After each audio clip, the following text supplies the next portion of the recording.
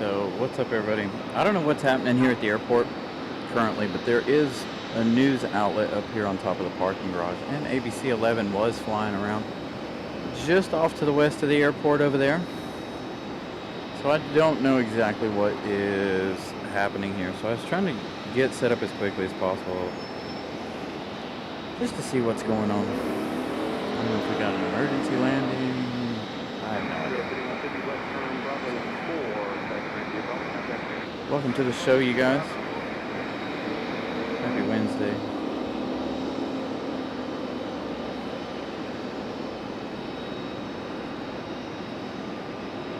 Becky Davis, Sue Major, Sebastian, Brianna, Randy S. Hello, everybody.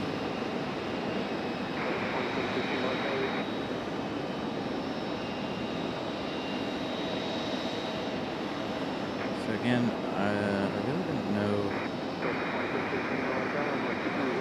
what is going on. So we're just going to do our thing and do what it is. Hold on, I have to turn this down. There we go. That's a little bit better. I'm a little too loud on my own.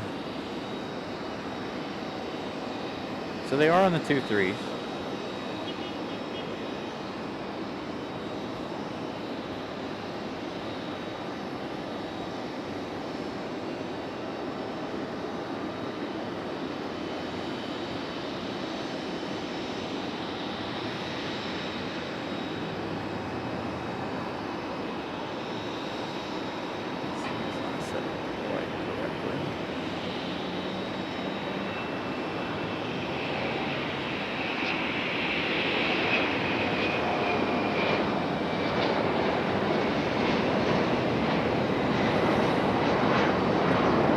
Bear with me a minute. I gotta reset up my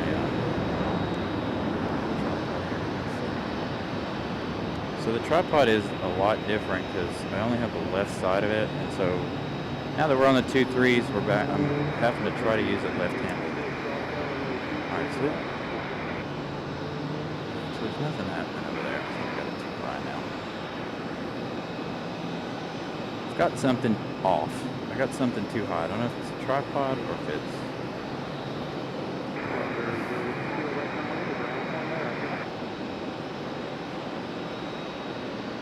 bear with me a second here.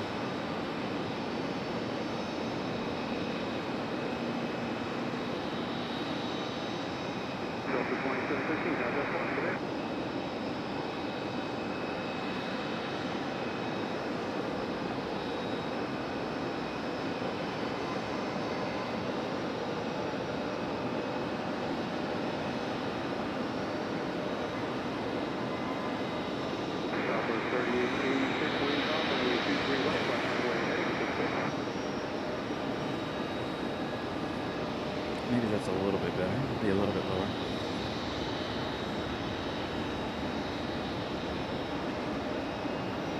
So again, I don't know what is happening here at the airport. ABC 11's here, hanging out on the parking garage. Or maybe whatever happened earlier. I don't know. I think we may have had an emergency landing. I see a fire truck headed back to their hidey hole.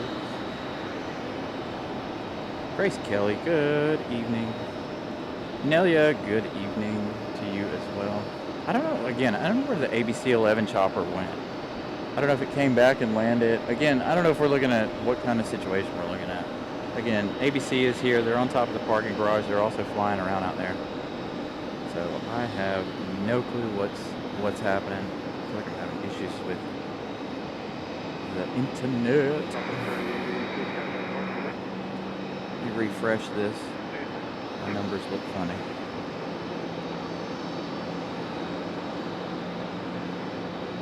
That's right. It is early. We started 15, 20 minutes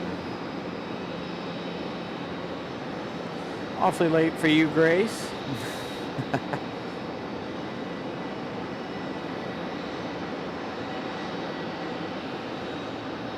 It's very, very warm here. Like, I'm actually kind of hot at the moment. There's another fire truck headed up the hill. So I assume we had an emergency landing of some sort.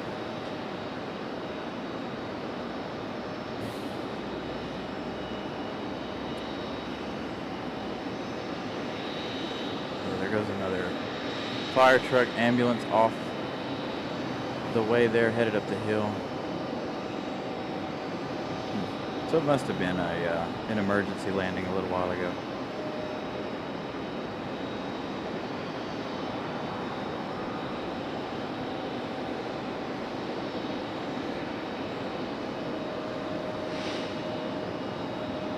Well, thank you for hanging in there, Grace.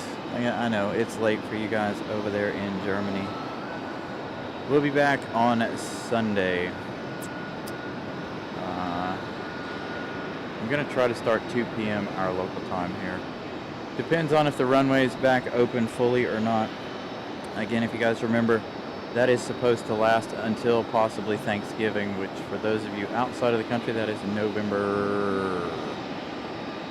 the week of November 20th, 23rd, 24th, 25th, somewhere around in there. It's always on a Thursday. I just don't know the date.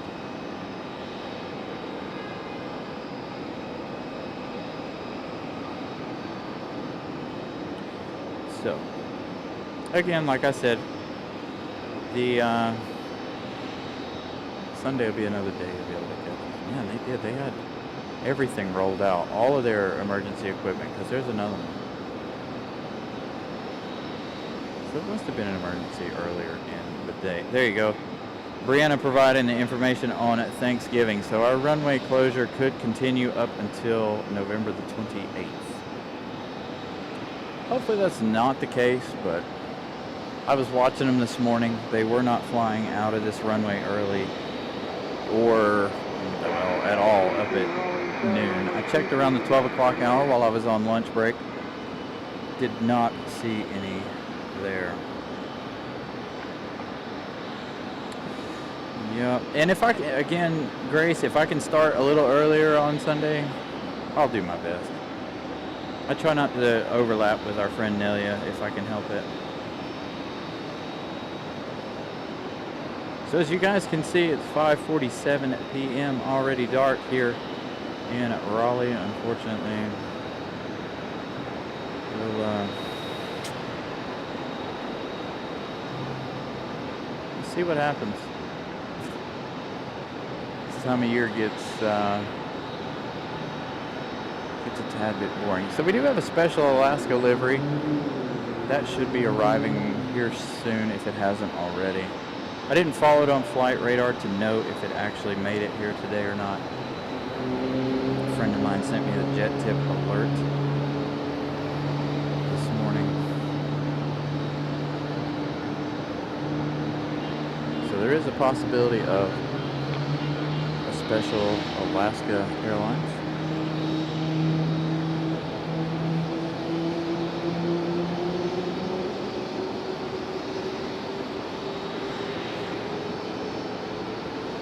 I should have got the name and what kind of bird it was before they pushed back for you guys. I normally do, but I'm a little distracted today. So it's making it a little more difficult.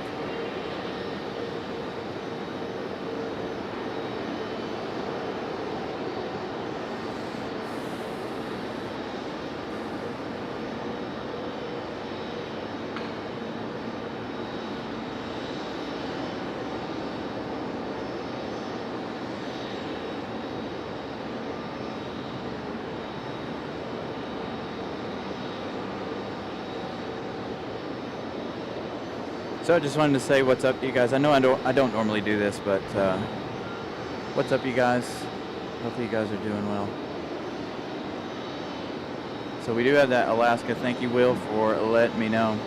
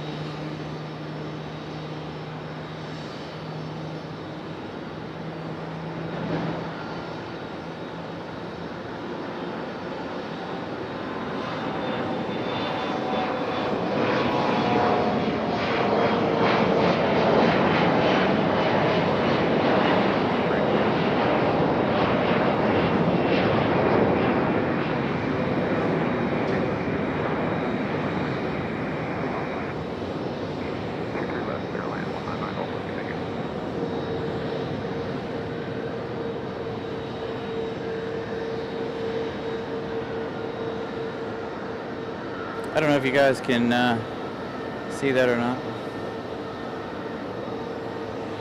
Yeah, I thought I hit the button to turn that off before I started doing our thing there. I see Alaska on final, about to make that hard right turn.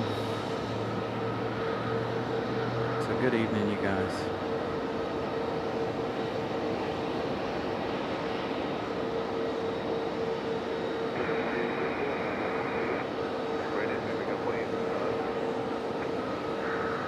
So I don't know that you guys can read that. Something really, really awful.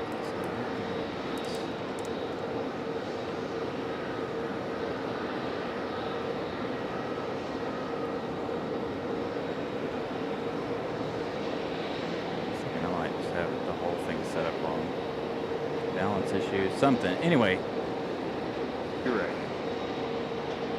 Again, I was trying to get on the air as quickly as possible, just in case we had something interesting. Again, I don't see anything interesting happening. But ABC 11's still standing over there with their big news cameras out. So we do have Air France here. We will also have the American 777 from London arriving at 6:30, around the same time as our A350 departure. The A350 departure should look amazing. If you guys caught that last departure, our A350 departure should be amazing if I can hold a steady camera.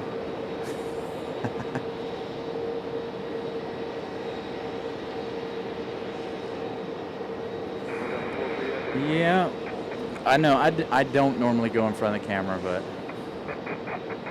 just to give you guys an idea of how dark it actually is out here.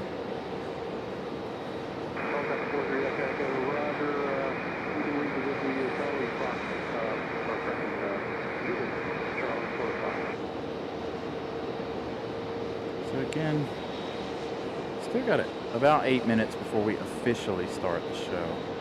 Hey, this might be a good thing. So Alaska Airlines might go up the hill right here behind us or beside us. So maybe we will get to see that special livery on Alaska, especially if they cross down there where all those lights are that you can see in the background there.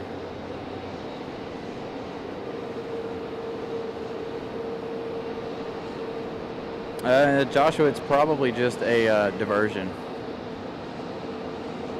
to wherever they're actually headed.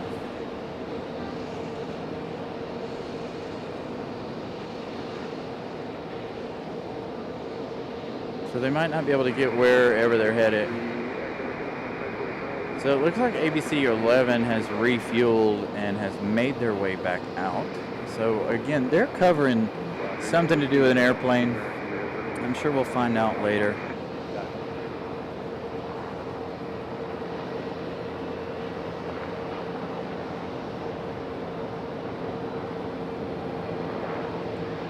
So they, I don't know what's happened here at the airport, but yeah, Virgin Atlantic. I don't know. I don't remember ever seeing anything about them being on, or getting a route to Charlotte. But who knows?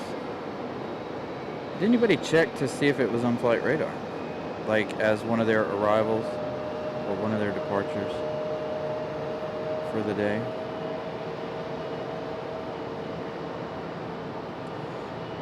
All right, Grace, good night. I know, again, it's late for you over there in Germany. Thank you again for stopping in. Greatly appreciate you hanging out with us for a few minutes.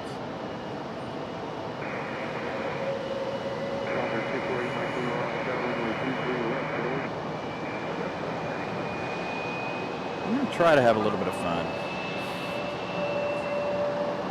Hopefully this Air France A350 will be a fantastic departure. I don't know that we'll stay for the 777 departure at 9:30. Just depends. The weather is really nice out here, so who knows?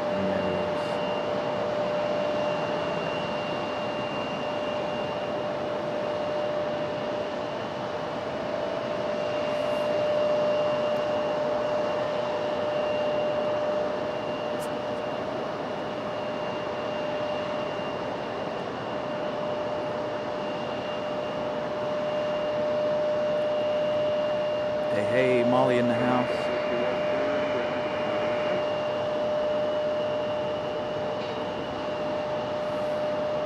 All right, Alaska on final. Again, this should be our special.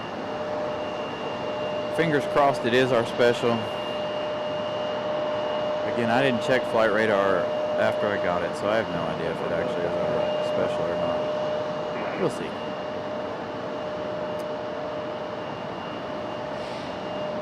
All of them moving very, very slowly on the descent, it looks like.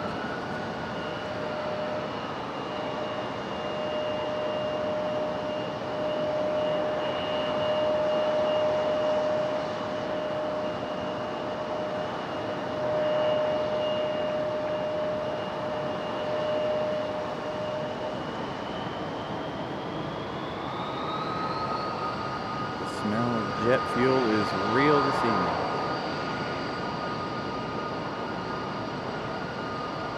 So no, it's dark, it's not, not the ideal stream, but this is what we got to look forward to until, what, April? May? March?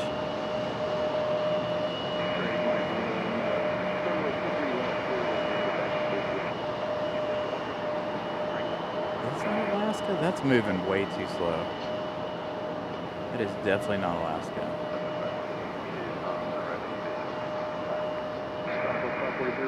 Yeah, it's definitely not our Alaska.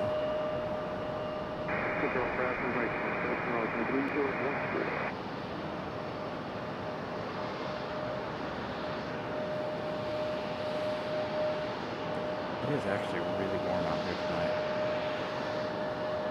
Like I am genuinely starting to sweat a little bit. Weird for the beginning of November.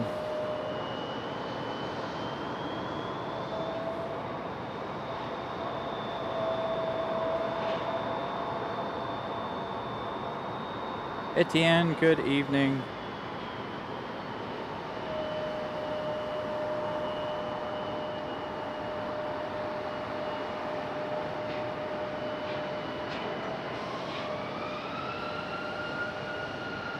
Yep, I'm working on getting Miss Carolina to go places. And we're slowly building up to it.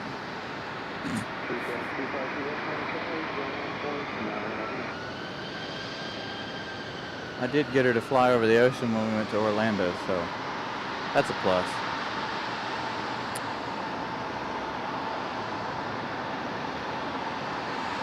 Got a little CRJ down here below.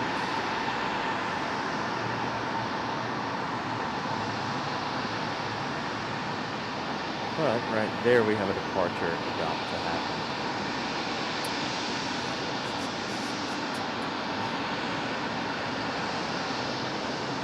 Awfully late for you, Etienne. Hopefully you're doing well. I still want to know, so if any of you guys are watching the news by chance, let me know what's happening.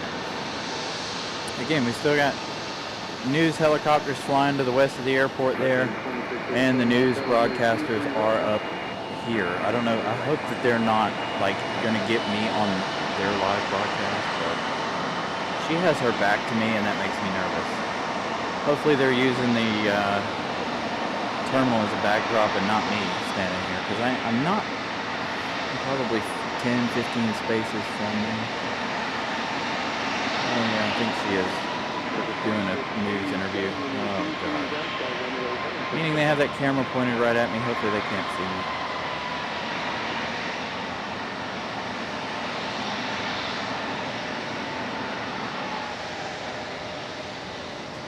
Doing an interview right now. All right, back to the planes. Not worrying about them.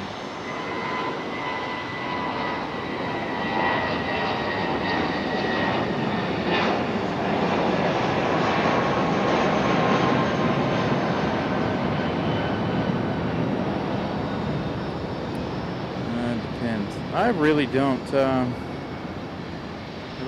follow the news, to be honest. The news discourages me. It makes me angry, and So the reason I say that is I have personal experience with national news. Me, my family, we have experience with national news. And so I don't trust the national media at all. So, with that said, I don't really watch the news. I have highlights of what I need to know. But as far as watching the news, no, not anymore.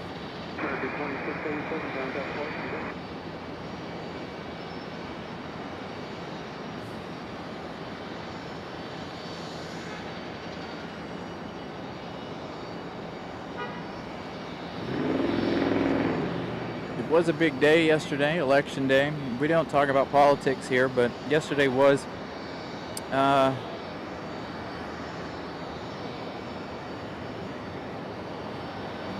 6 cars, luckily. Why are they at the airport though? And they're hovering over the airport. They're nowhere near I-40.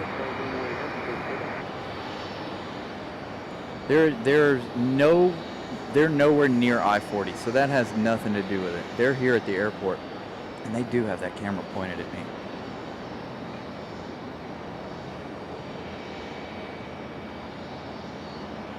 So if you guys watch the news, you get a little behind-the-scenes look if you can see behind her. I kid, don't do that. Please, God, don't do that. I don't show you guys behind the scenes for a reason. Hey, we got a bird beak. An A319 bird beak instead of our 737 bird beak. Hello, bird beak.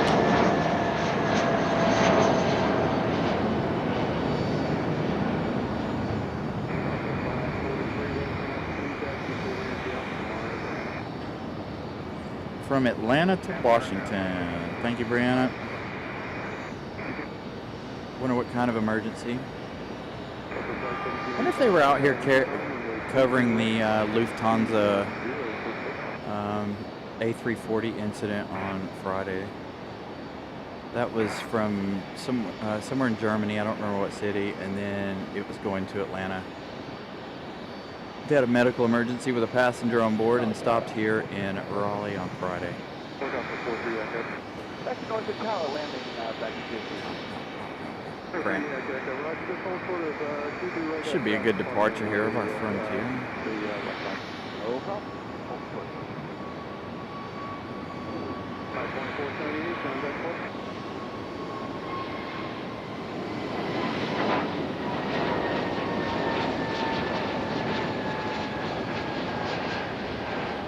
That's all right, Frankfurt. Thank you, Josh.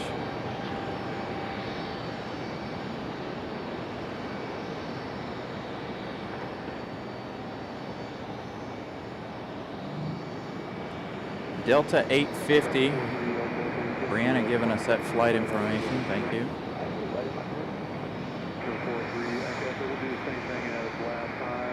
These departures look amazing from this general direction.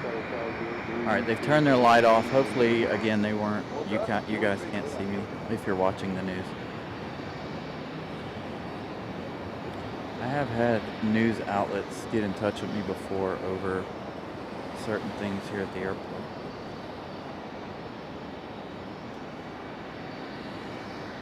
All right, looks like we got an E175 pushing back.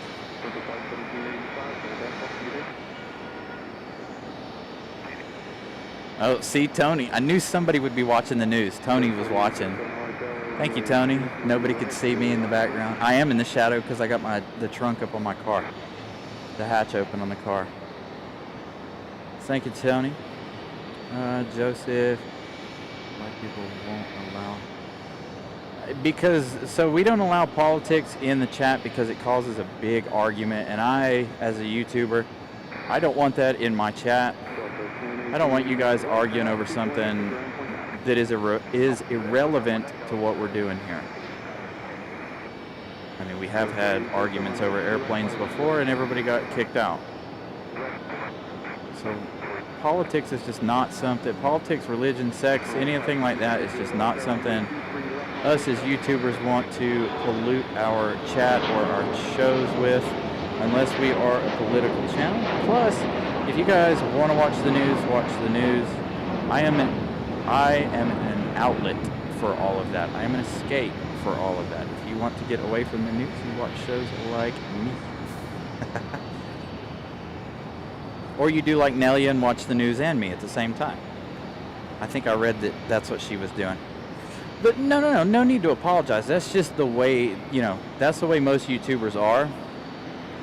So, we're here to have fun. We're here to talk about planes. You'll find out from Molly here before too long. She'll be asking what everybody's having for dinner. So we'll talk about food, cars, sometimes life, just depends. But anything like mainstream media, anything that causes people stress or upsets people, no, we try not to do that. We're like Brianna said, we're light, family oriented. I have a lot of kids that watch the show, so we don't try to pollute the show with stuff like that. So again, if you guys want to watch the news, you're more than welcome to go watch the news. That was part of the reason why we were not on yesterday. So I didn't want to compete with the election. I know all eyes in the United States were on that. Mine weren't. I was getting updates on it, but I was watching my other YouTube shows. I had too much to catch up on this yesterday. Greg, good evening. See, there you go, Joseph. Favorite cars, favorite airlines. My favorite car is a Honda. I drive one. I drive a beast of a Honda.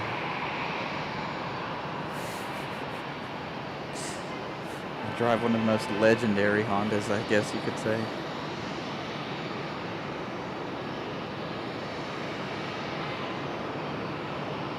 Lexus is pretty good. I guess I can say that since I work there. As far as airlines go, I don't know. All the ones I've flown on except for Southwest were decent. Southwest wasn't bad, but the delay and the cost of the ticket was two notches in the belt that I wasn't too thrilled with. JetBlue's probably my favorite though.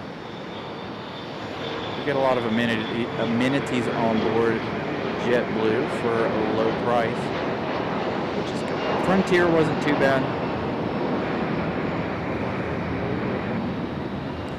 Frontier was not bad at all.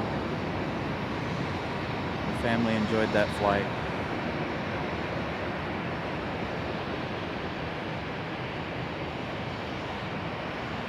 Nice, a Mustang GT.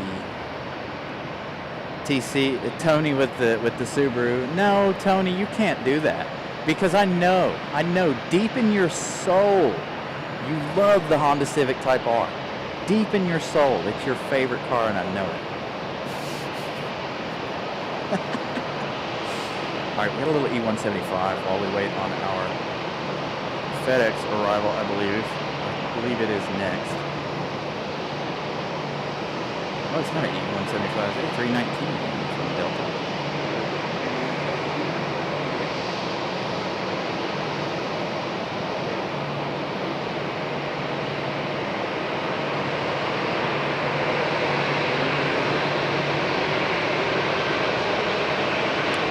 Exactly. Nelly over there talking about food earlier today. Watched all of her show today. Fantastic show. Other than when I was trying to not lose. My brain was scrambled. I had too much going on at work. A couple of little personal things. Trying to get some stuff taken care of at work. And I was freaking out a little. But seems like all will be well. Once I get that email in the morning, it should be okay. There we go. There's our FedEx 767 coming in from Memphis. Nice.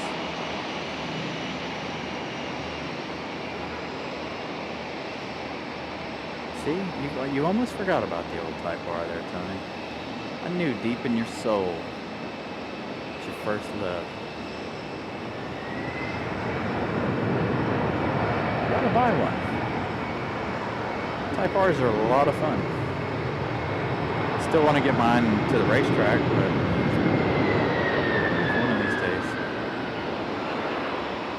one of these days I will put the Type R on the racetrack.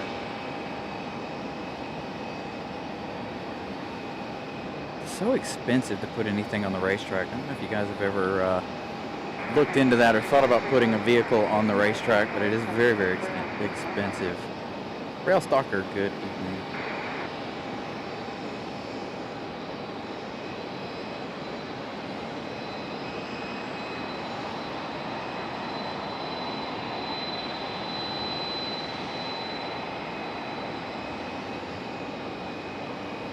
So the closest airport that I know of that we get tapped, the closest one to us is Washington Dulles. We do get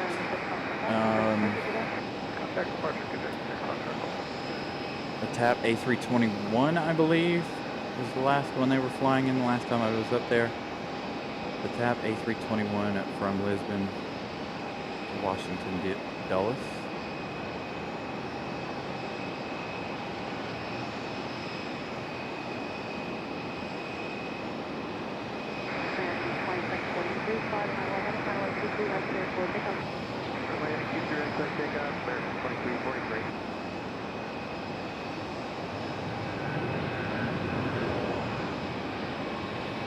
Dang, American leaving heavy. Where you at? I'm behind the terminal here. Make some extra steps just to catch up.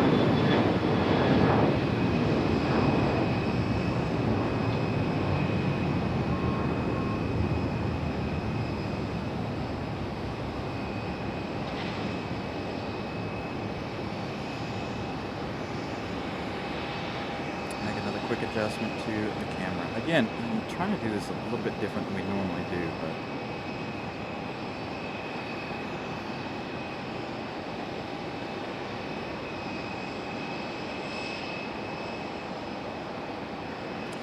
yep, I want to go. Tony, we should Tony, you and I in June, we should be on that first United flight over to Madeira. We should take that inaugural United flight over there. What do you think?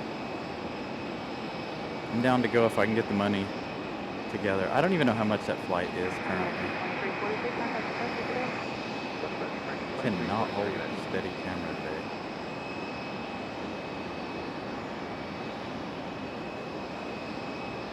I would love to be on that United inaugural flight into Funchal. Set too far. Just can't get the balance right. Again, I set up in a big hurry today because I didn't know what was going on.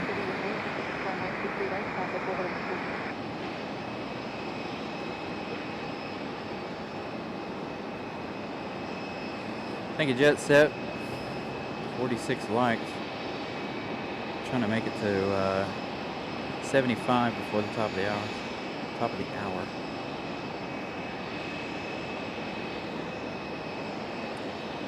I might do that on my way back.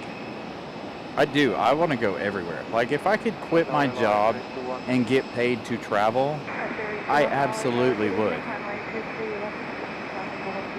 Like, literally, that is all I want to do right now, is just travel. Hop on a plane and go somewhere. So if I could get paid. Luca, good evening. Brianna's right. I do. I want to go everywhere. I don't know what's changed in me over the years, over the last few years, but traveling is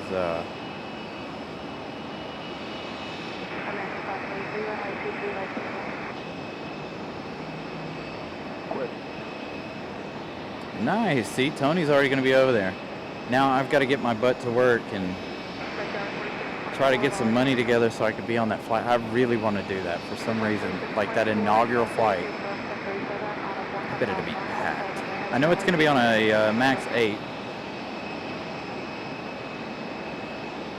So, Nelia, I don't know. I can't find that flight on United's website yet. So in order to book it, it still says it has like has stops along the way, and of course we don't want to do that. I want that direct one from New York.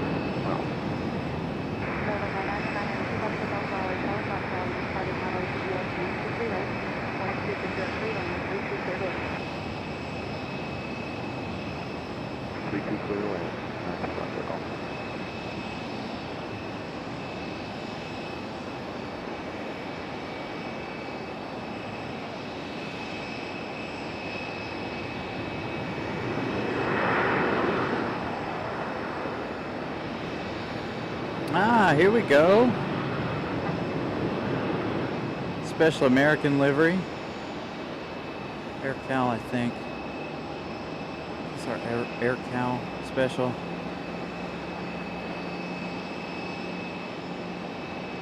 I really dislike the nighttime. Oh, here we go again.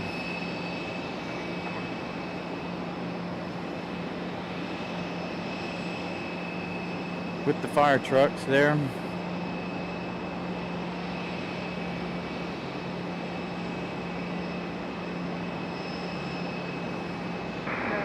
Ramona Aviation.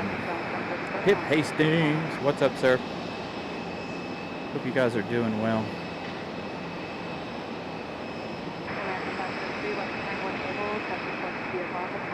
So we just had, what you call it, land?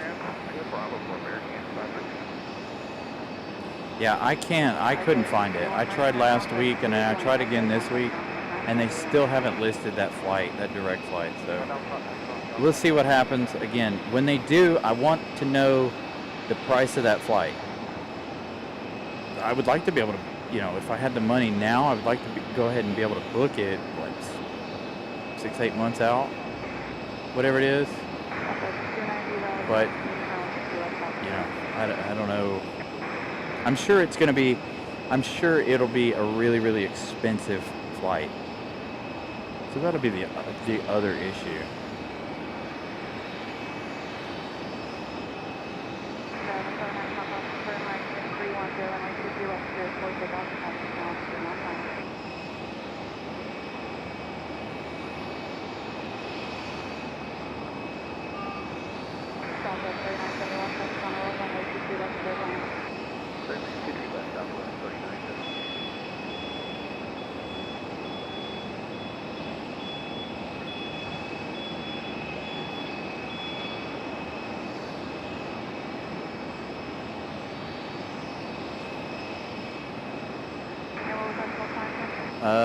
Molly, that's not gonna work. What are you doing? The only reason I know that's you is because of the profile picture. You're on the wrong account there, young lady.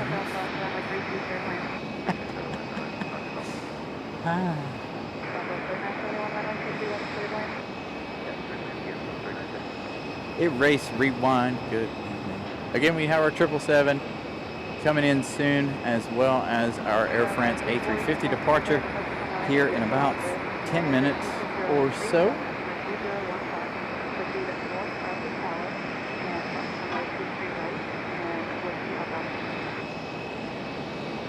There you go.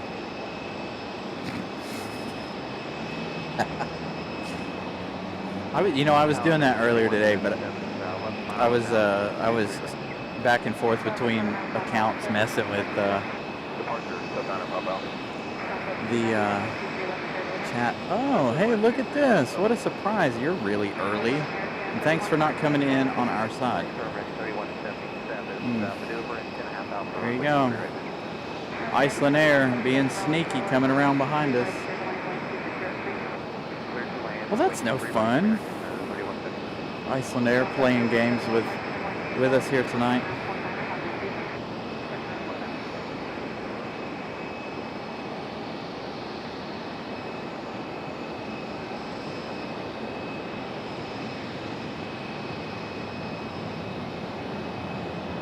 That's exactly it, Nelia. Money and free time.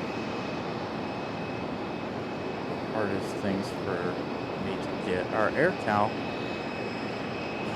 What are you doing, Iceland? Alright, so this is interesting. There must not be any gates. No, Iceland's continuing on. That's something else. Okay. I thought they made a turn. But our special American livery chilling over here in the alleyway, which is not good because they're going to have to move here in a minute anyway because Air France needs to push back from that spot.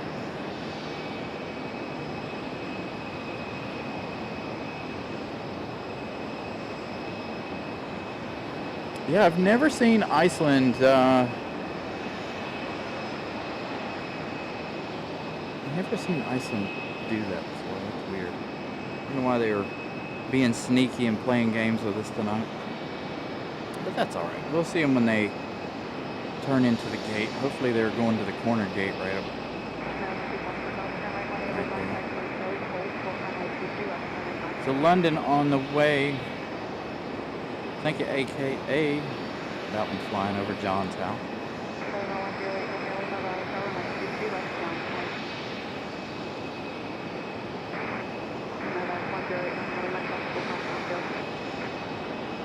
Again, I hope all of you are doing well on this Wednesday evening.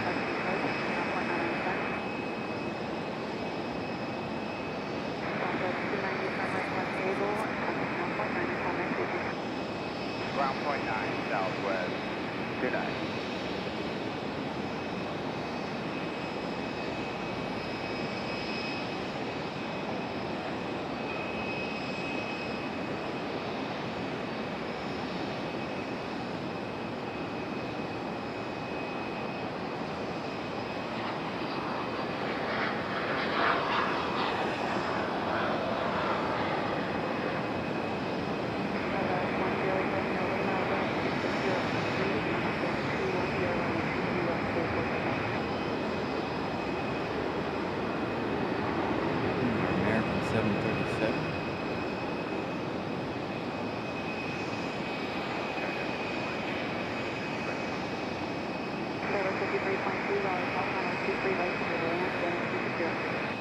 Alright, Iceland, where did you go?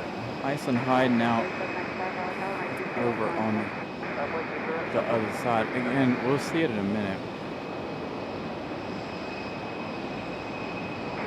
It'll come around that corner right there. Maybe. There's a good possibility it will. There's a good possibility it won't. It may end up, you know, going a different direction. Who knows? It may stay on the west side of the terminal over there. There's no way of knowing where it's going to go.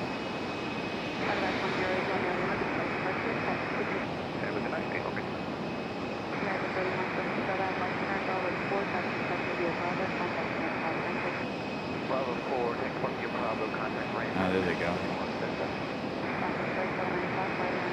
Air Cal on the move. American Airlines Special Retro livery. And here we go. We got an ambulance entering the airport now. See it in just a second.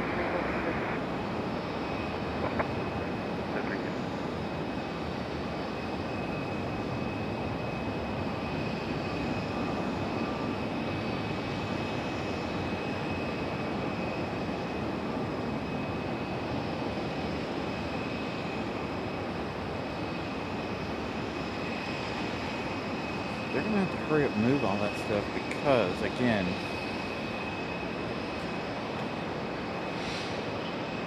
Air France is going to push back 2 on the final.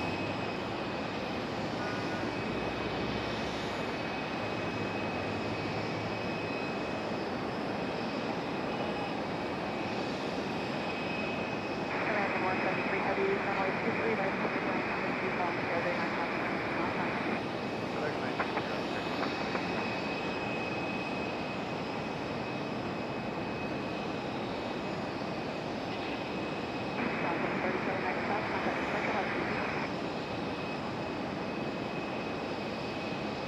Iceland is holding short over there. So I'm assuming it needs to make its way around the corner here.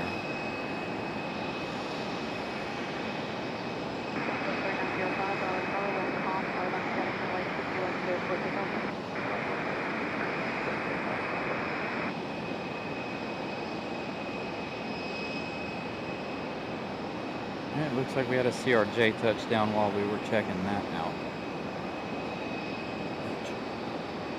Looks like the news crews are done.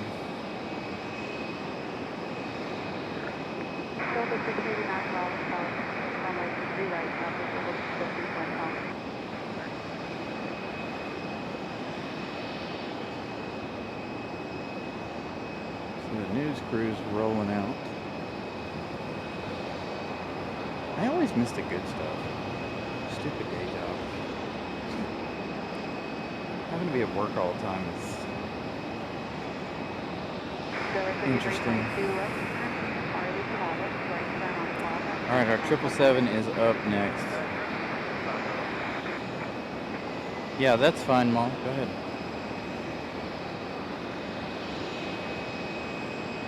There she is. Our 777 from London. Right there, about to touchdown. Hopefully it'll go long. Hopefully it'll come all the way down here and wait for its gate to open up. Air France has not yet pushed. Iceland hasn't made. Iceland just now rounded the corner. Got a JetBlue also pushing back down there.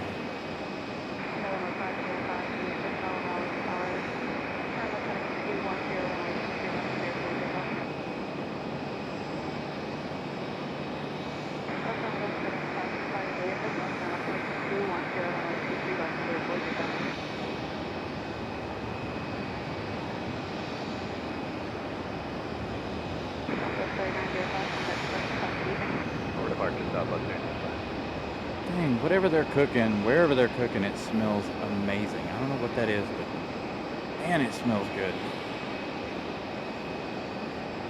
Alright. Swing back over here to our Iceland. Give that its moment in the spotlight, since it decided to sneak around on us, unfortunately.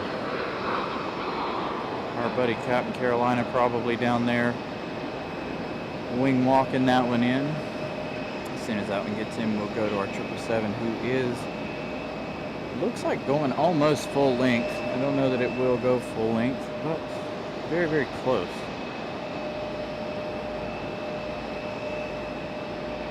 So Iceland in, 777 over here.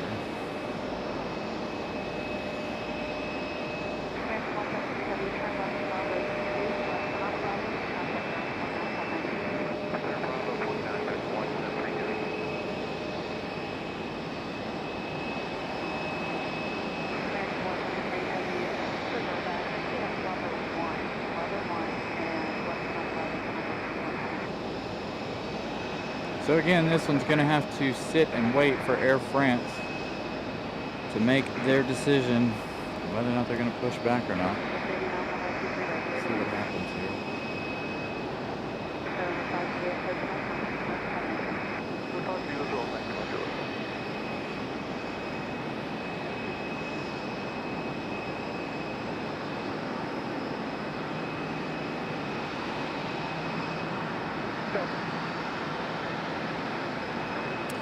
No worries, Molly. It's for the kids. I got no issues with that at all. So make sure you guys go and vote. When she posts that link, you guys go vote.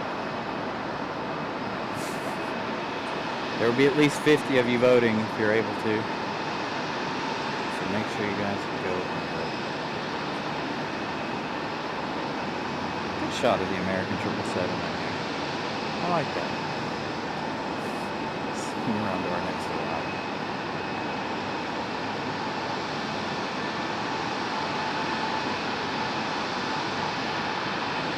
looks like a Delta up next.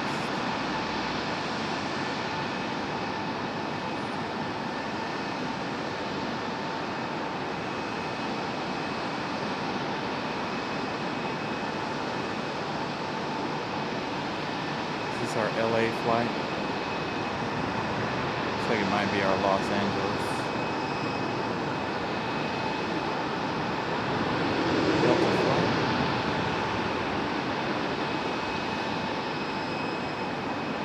Another one right behind it. Looks like we're going to be busy here for the next little bit. Let's go to Iceland while we wait for our next arrival. The departures tonight are what I'm really focused on because I think the departures are going to look absolutely amazing where we're standing tonight. And if they're on the 2-3s again on Sunday, I might stand right here again on Sunday. This is where we've been even when they're on the 5s. So I wanted to be, I want to be closer to the departures instead of giving you guys just a small taste of the departures when they're on the 2-3s. I figured we moved down the parking garage a little bit and give you guys that full departure. Because then you're only missing that little bit when they go just behind the terminal. Right?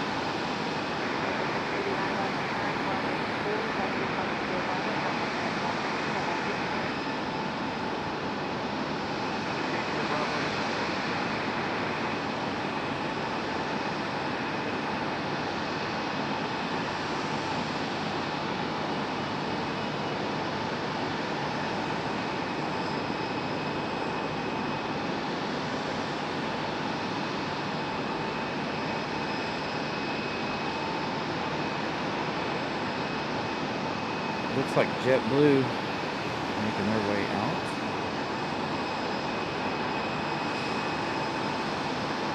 Man, this food is making me hungry. Knock it off. Man, I had some...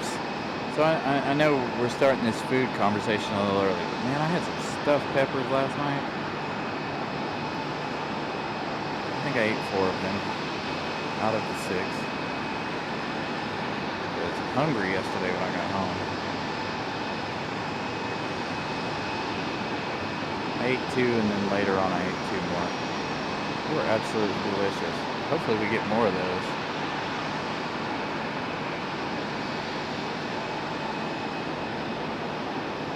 But whatever this food is I'm smelling right here smells really good.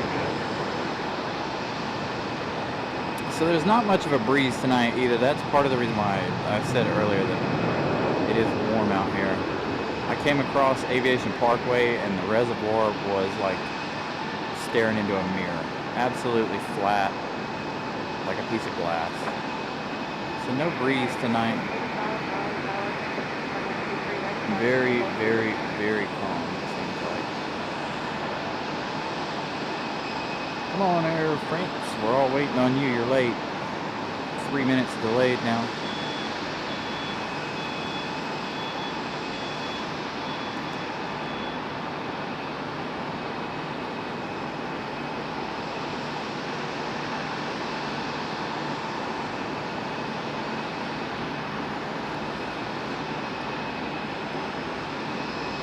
Man, I've had enough sweets today to kill somebody. They shouldn't have brought donuts to work. Although it was my idea. I texted my team leader at 6 o'clock this morning. I said, hey, who's bringing donuts for breakfast this morning? And my team leader texts back, that's a good idea. I was just kidding, but, you know, it worked out. We had donuts.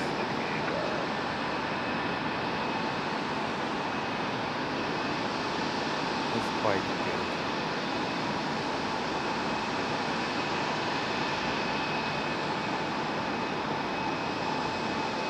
Another arrival.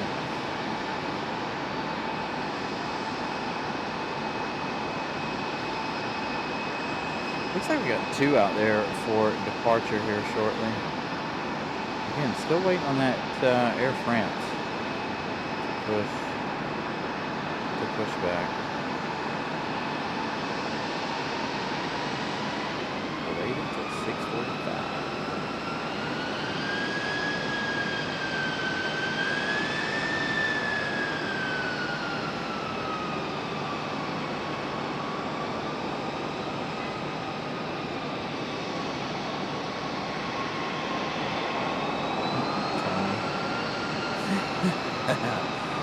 Ah, Tony.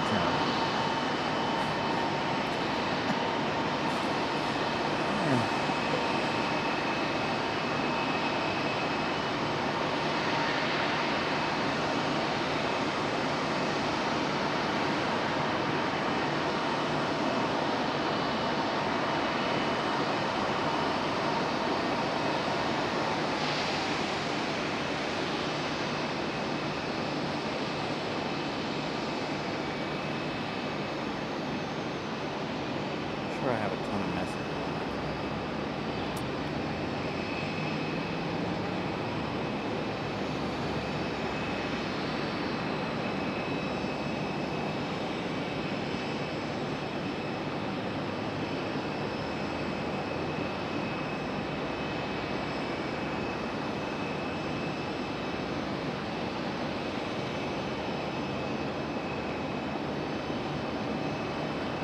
United A319, A320, touching down.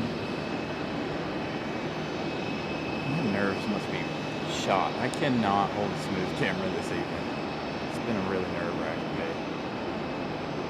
Lots of highs, lows. Ugh, enough to get on my nerves.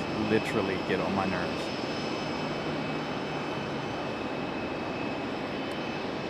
I think tomorrow will bring better news. It's nothing bad, but it's been an emotional roller coaster today.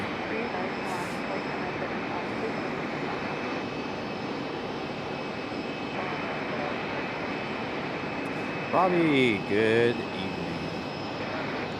Jackie's got Tim Tams.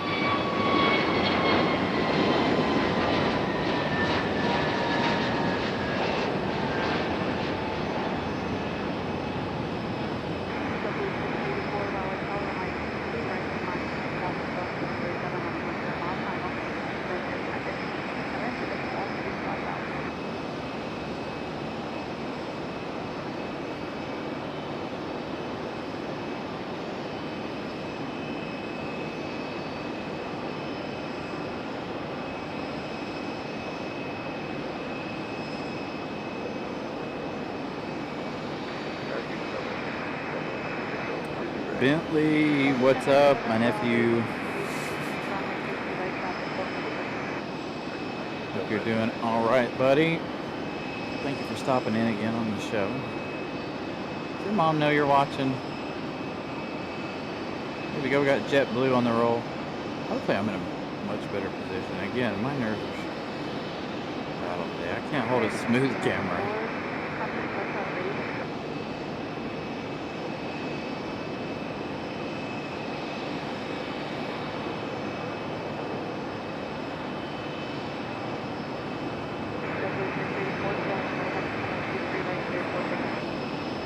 Oh, I had to make a step.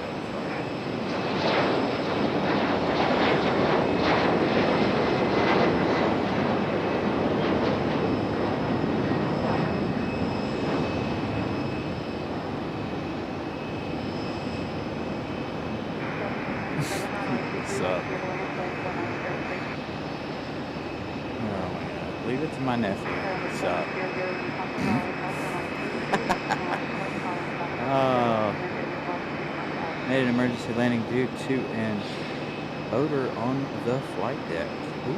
Thank you for that information, Tony. That's the information I was waiting for. I was wondering why ABC 11 and the other news crews were up here on the parking garage, as well as flying in the air off to the west of the airport.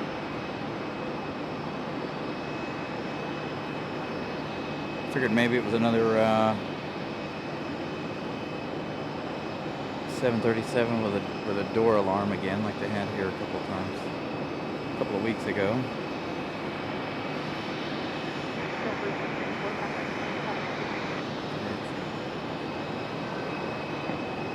Yeah, I saw somebody was saying that the Virgin Atlantic A350 was in Charlotte. The odor that it Oh my goodness, Pip. That's good. I like that. That's good. Scott Leonard. Good afternoon. Good evening. I should say the darkness is upon us. It would still be afternoon if it wasn't dark.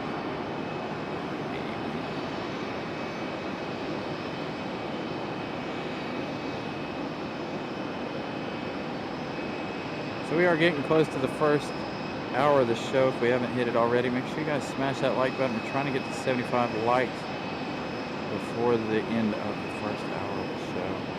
And so tonight, after tonight's show, you guys will go ahead and be redirected to Sunday's show. If you guys will smash the like button over there, I would like to start the show with 75 likes before we even get started on Sunday.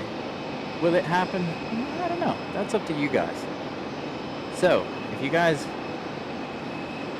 decide to, make sure you go over to Sunday's show again. When we end, we will, Molly can post a link of Sunday's show as well. If you want to go ahead and go over there and pre-like while we don't have anything going on, please do so. And again, we'll be back, or you guys are gonna be redirected to Sunday's show when we end. So make sure when you're redirected, you smash that like button. Ramona Aviation with a membership milestone. Love this channel. Thank you, Ramona Aviation. Ramona Aviation, a good friend of the channel, comes and hangs out with us quite frequently, actually, which is amazing on her part for coming up here and hanging out with us. I'm just saying, Scott. I'm just getting us ready for Sunday. You guys don't have to. I'm just letting you know that Sunday's show's already there and already ready. Now, Sunday, I might try to start early. Again, if you guys missed the beginning of the show, I was talking about the runway closure again. Rumor has it that they said that it would last up until Thanksgiving, which is November the 28th for those of you outside of the United States. So they open it for our heavies, Air France, Lufthansa, and the 777 from London. And then at night, when those three leave, they shut the runway back down. And then it's closed until, well, I checked it at noon, and there was still no traffic on this runway at noon. So you guys have seen over the past few weeks how I've had to postpone Sunday shows or push times back on Sunday shows. So it'll be what it'll be on Sunday, but I do want to try to start earlier for my European viewers. I do have a lot of you guys asking me to start early. Oops. Nelia, membership milestone, best RDU streamer. Thank you, Nelia. I greatly appreciate that. And if you guys don't already know, Madeira Woman Spotter, our good friend Nelia, check her out, as well as Pip Hastings Aviation out there in Dallas-Fort Worth area. I did not get to jump into your show today, unfortunately, Pip. I do apologize. Whoa, the light just shut off right here behind me. Unfortunately, I was dealing with too much at work.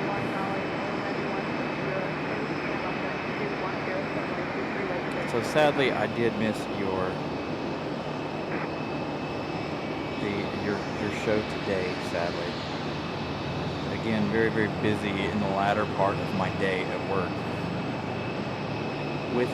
With non-work related things, if that makes sense. Anyway, busy with it was a roller coaster day. Very very busy trying to do things. Again, like I said, got my nerves all rattled today.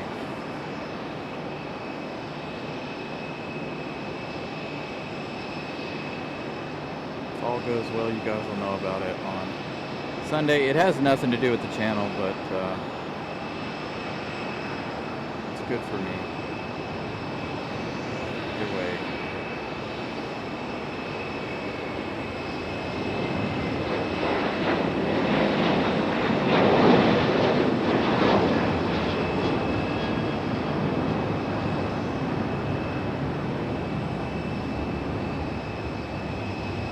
I like these 737 late departures.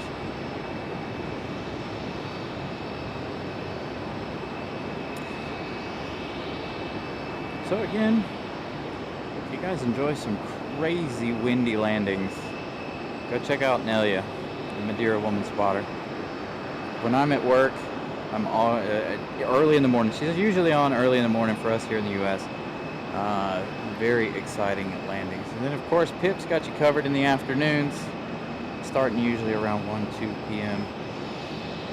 here for us on the East Coast. And then I finish out you guys this afternoon or day here at RDU usually. Unless it's Sunday, then we're all fighting for spot. I try not to overlap with our affiliate channels there. Tony with a $10 super chat says Carolina Aviation absolutely by far and away the best streamer in the entire Carolinas, and especially at Brian's home airport of RDU. Thank you, Tony.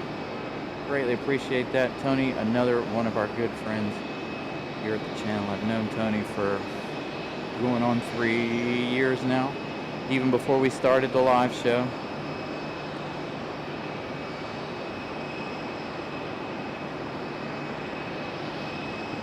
So again, thank you so much, Tony. Greatly appreciate that. It absolutely helps the channel, as well as new subscribers hitting that like button. Those as well help us grow.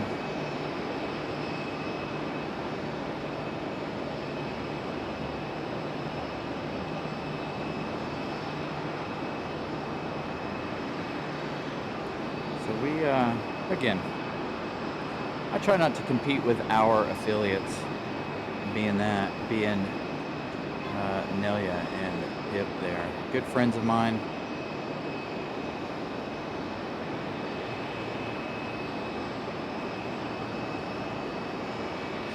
Alright, so Iceland, I'm tired of looking at you at the moment. Again, we're still waiting on our Air France A350 to push back so this big girl can take that gate. This is our 777 American from London.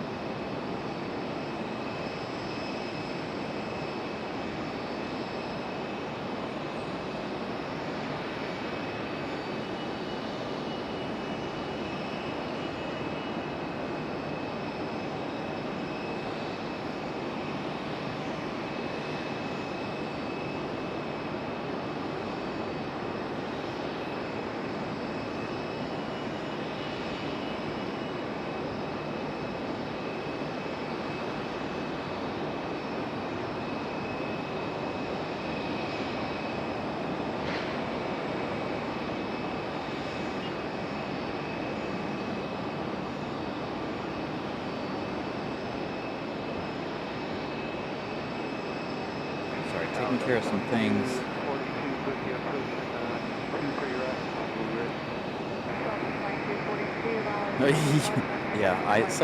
Sorry, Iceland. I do love Iceland. But while we don't have anything, which is weird that we don't have anything right now, because normally the 6 o'clock hour is pretty busy. So maybe that means 7 o'clock will be absolutely amazing and busy. We all know the 8 o'clock hour stinks. I'm going to try standing a little bit different. See, so the tripod's set up for me being left-handed, and I am not left-handed. It works well when they're on the 5s, but when they're on the 2 3s like this, it does not work. Partially because part of the tripod broke. Brand new tripod. Piece broke off of it already. I need to just transfer the other piece around.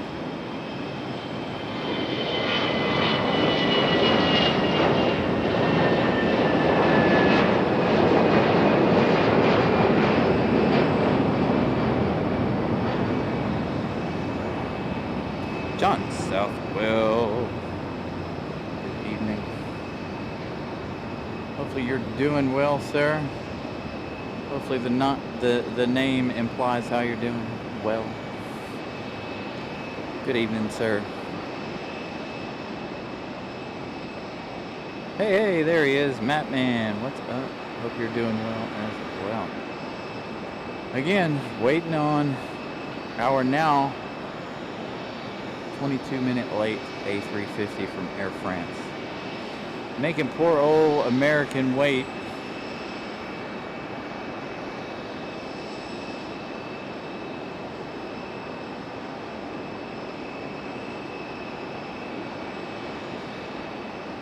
Yeah, it was on. I was here. The news crew was standing down here right next to me. So I knew something was going on. I got the details from the chat. Luckily, I was standing in the shadow because they were doing an interview and, well, I was standing right behind her. Tony said I was free and clear. They couldn't see me on the screen, but they were right there, though. A couple of spaces down from me. Vincent. I thought I saw somebody mention Vincent earlier. Vincent. What's up? Zoe, good evening. Good evening to all of you guys. It's a beautiful Wednesday. I know the feelings, John. If everything were ideal in my life, I might get scared. I might be worried. You know how when you pay all your bills and you have extra money left over and you're like, oh boy, what did I forget to pay? Yeah, that's kind of how life is right now, you know? If everything was the way it was supposed to be, I think I would be worried. So AJD, from what I understand, it was from a odor in the flight deck.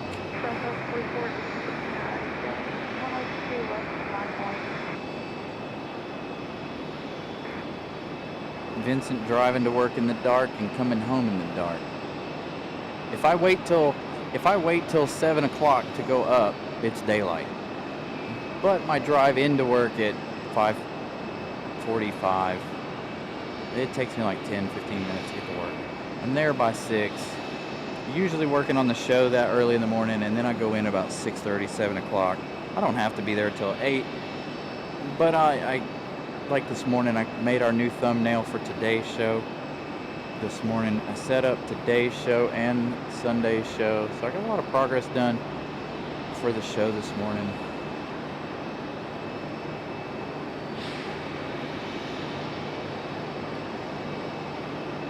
And it being really, really slow right now, I don't understand. Again, maybe later it'll be, the 7 o'clock hour will be busier.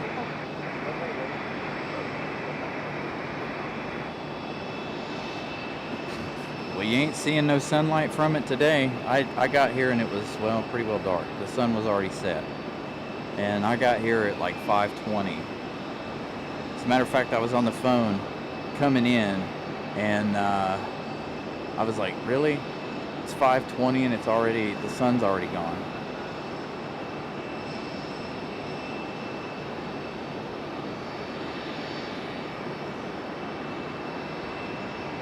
Hotel 400 level, final 32. Mr. Sierra Juliet, Hotel Raleigh, Tower, runway 23, clear to land outside, Friday, runway 23 left and 23 right, wind calm. 32, clear to land, 0.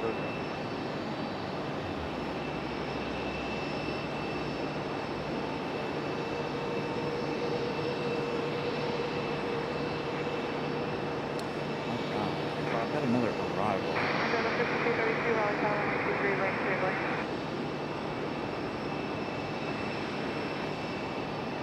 Southwest 4418, contact Hotel 92 minutes.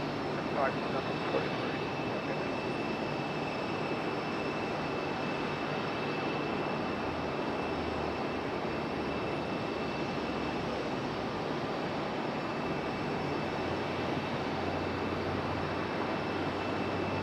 Sorry, Hotel 92, thank you. Now, current Raleigh Aviation, wind calm, Raleigh altimeter 301.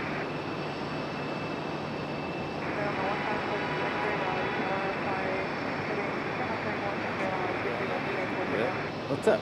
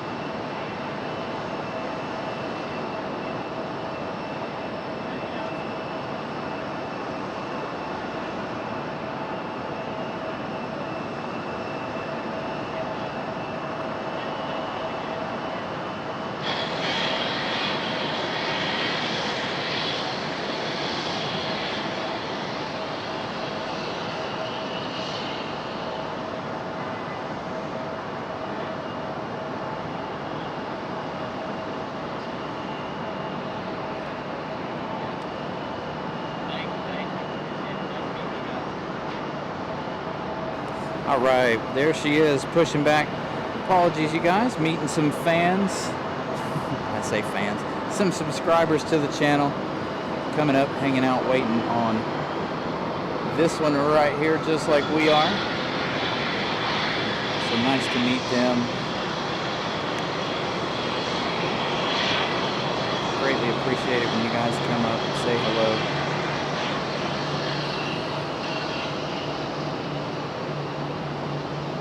Do need to get a different behind the scenes cam, so I can, if you guys come up and say hello, I can put you guys on camera if you so choose.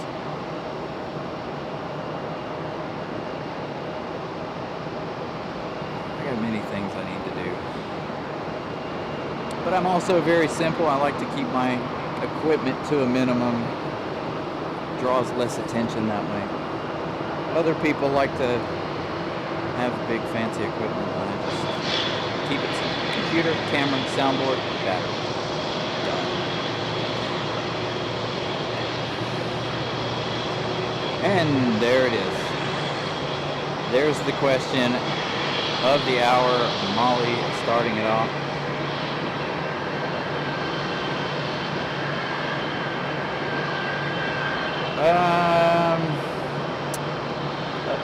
No.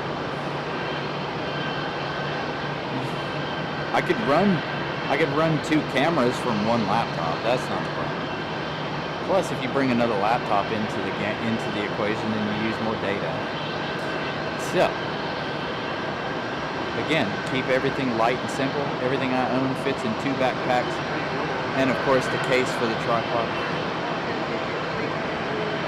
I think our quality is pretty good for what we do, for what we have. We do have a departure. Not sure who that is. All right, let's go for the departure while we wait.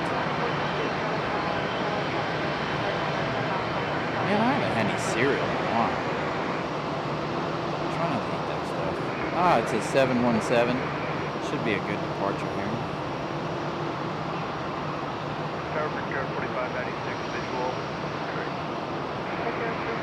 Yeah, I'll probably eat late tonight after I get home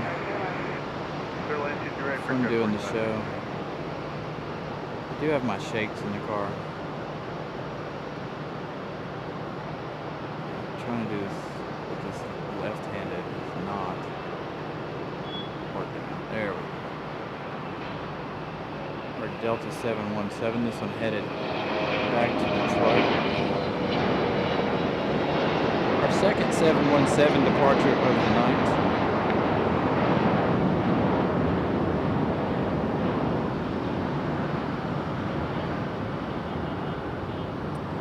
Yeah, there's a YouTuber over in Manchester that uses 2 cameras, and I swear he has it on the same tripod. There's no way he moves. Like, he switches back and forth via a button, but there's no way he moves 2 different tripods. I'd like to see his setup one of these days. I might have to make a trip to Manchester, England, and see how Simon does it.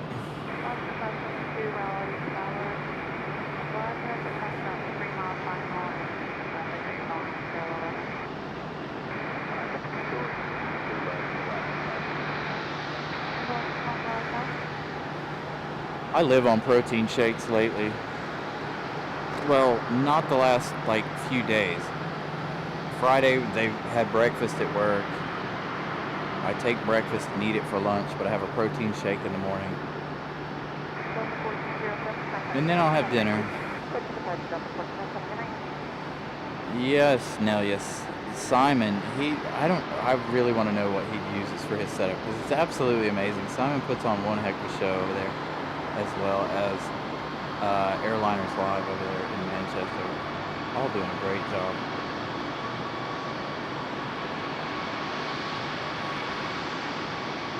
But he does. He operates 2 cameras from the same tripod. I don't know how he does it. I think it'd be interesting to find out how he does it.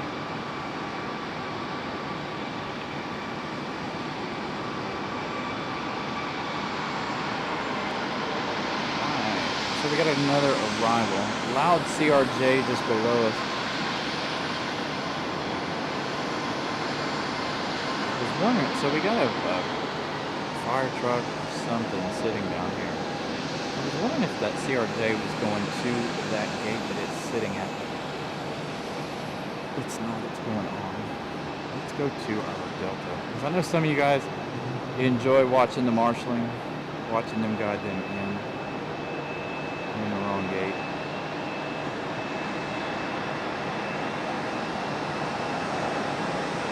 Can't get, well, I could get you guys a little bit closer.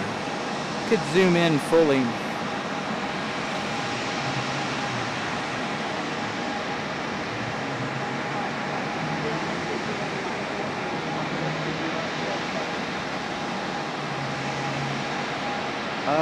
So I drink the chocolate Fairlife.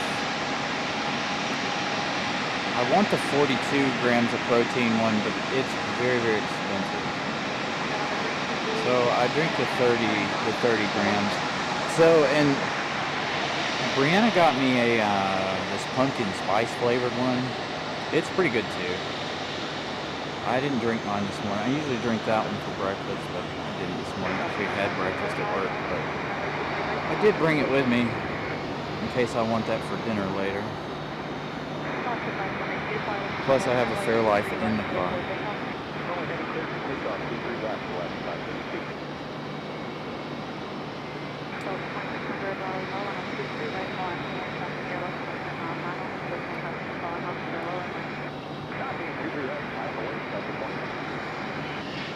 Come on, Delta. Let's get a move on. Air France. Looks like they got their lights on, getting ready to move.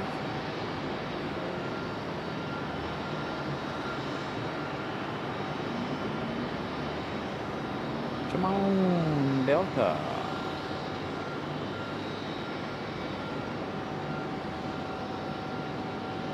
Anyone want a bagel? No, I've had enough bread and sweets for the day. Again, they brought donuts in. All my fault, of course. Because I asked, hey, who's bringing the donuts after the election or whatever. So I got us all donuts. I did not buy them, but my idea got us donuts.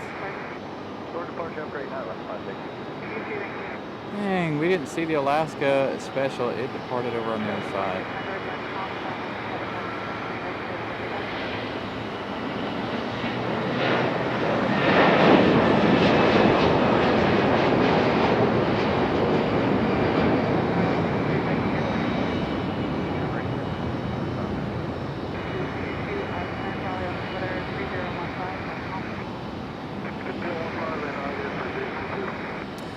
So I had, there's a place called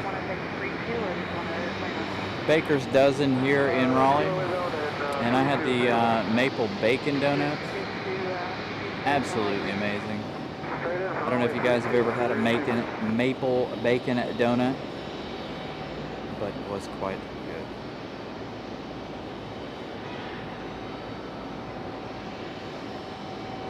I like the cinnamon raisin bagels.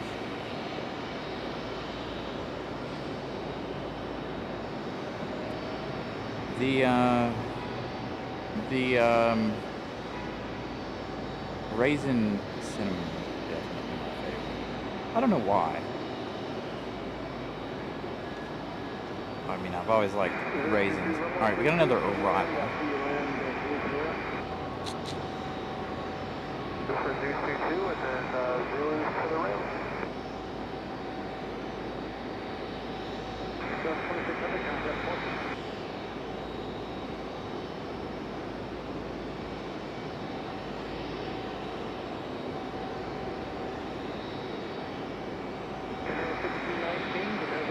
Will be on 135.15.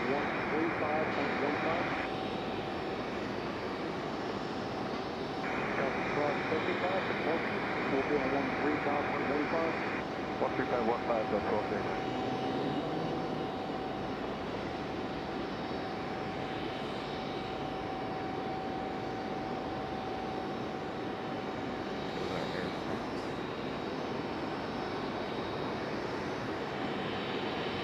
Looks like we got an A220 possibly. Hard to tell, these. dark hours. Give you guys a nice wide view of Air France at the moment.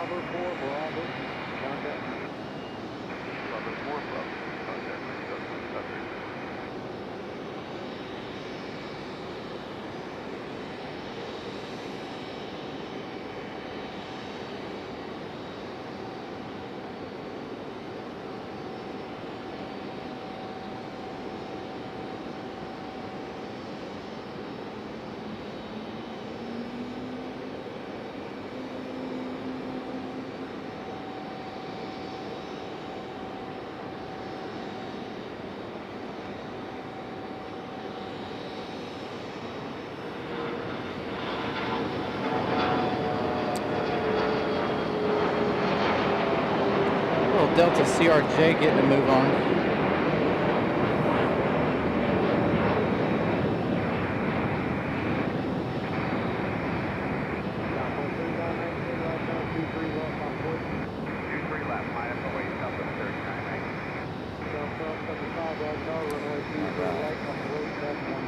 Sorry, I'm taking care of something here.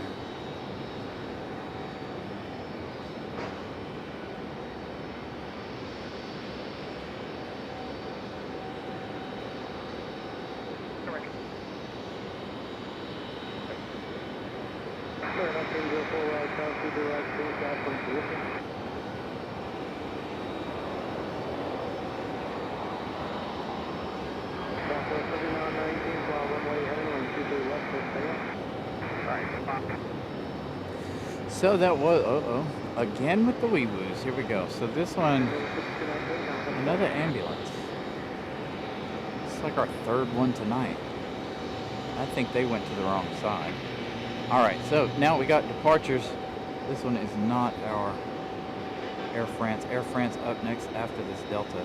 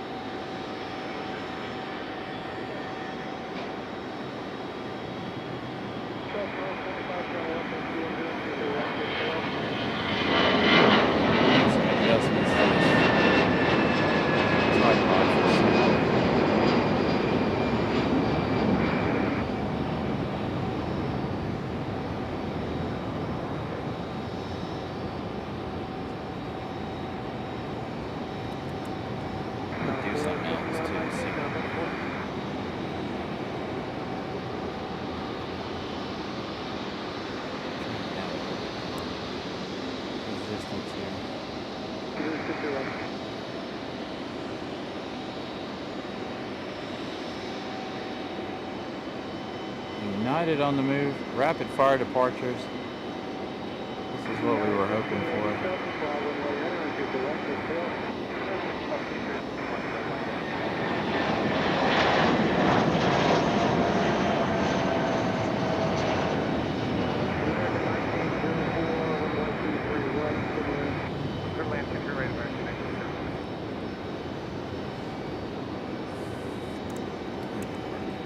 Didn't do anything but make it worse. Uh-oh, that's because I went the wrong way. There we go.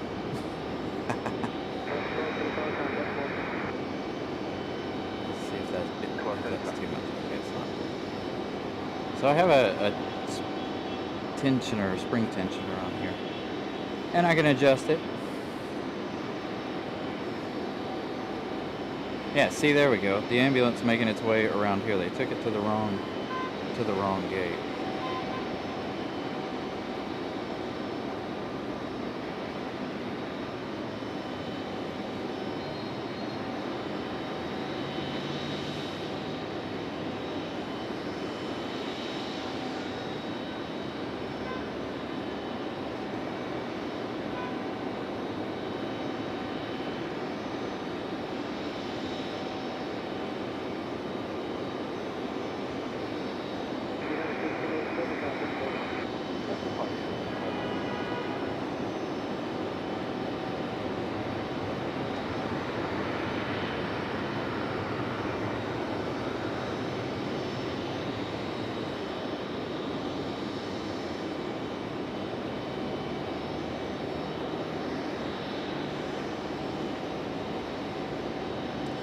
Come on. Oh, hey, check that out. Are we about to have a little back-to-back heavy action? Nice. Double heavy action. I was not expecting this, nor was I.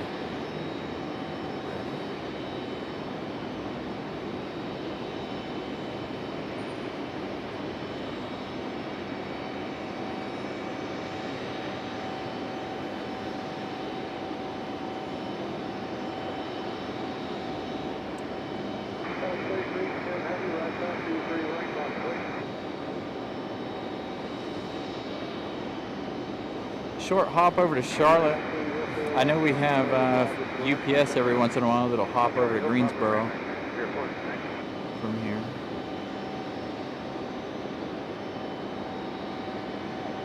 So maybe this one leaving light.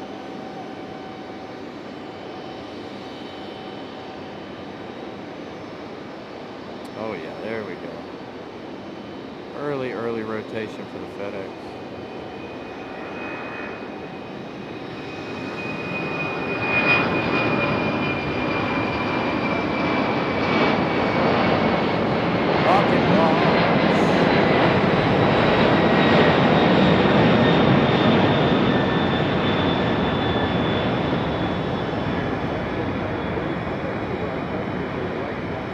Absolute rocket launch for FedEx. Alright, here we go. Our next heavy, leaving back to back, 767 and our A350, Air France.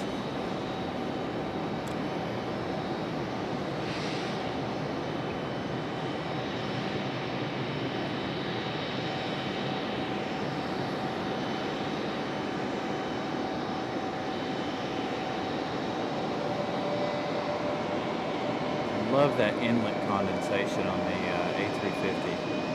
Happens every time. So amazing.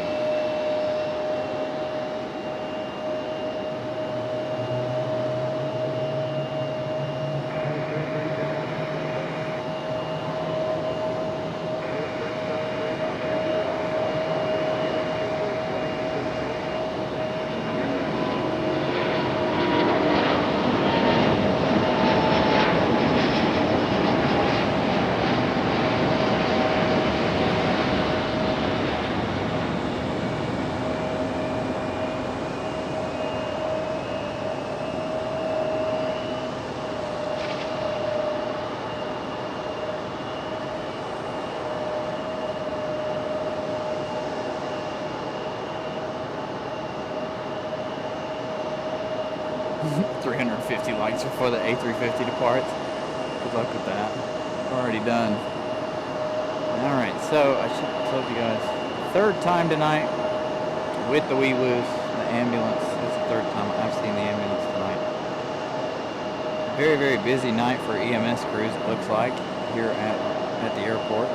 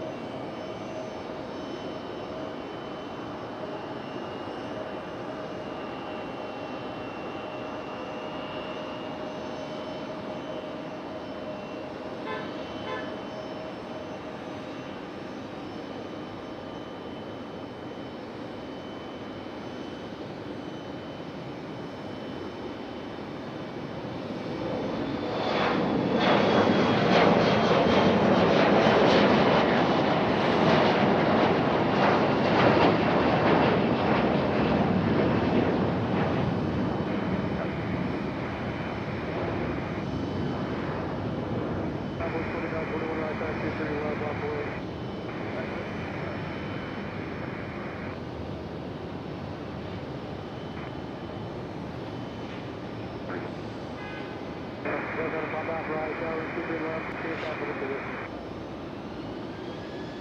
23 left, 700, pop out.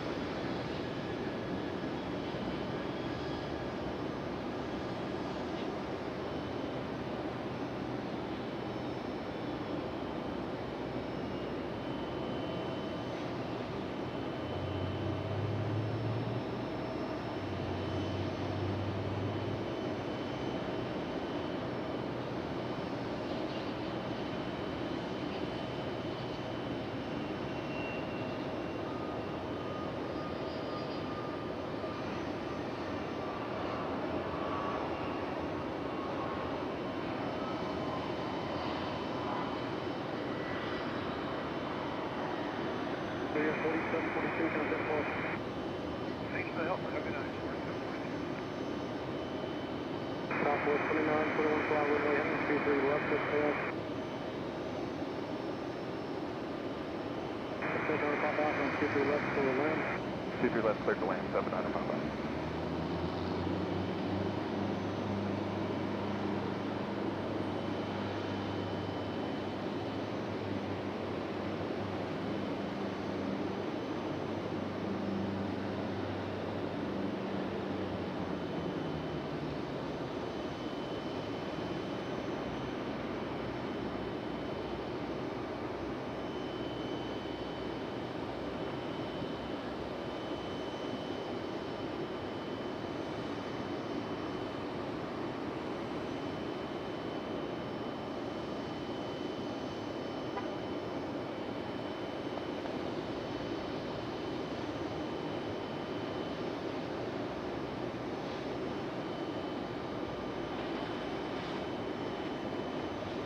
All right, so did everybody decide what they were having for dinner tonight?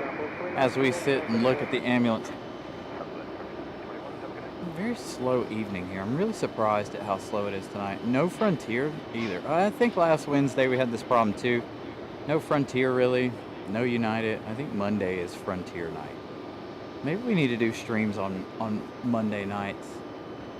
I'll have to work that out with one of our affiliates.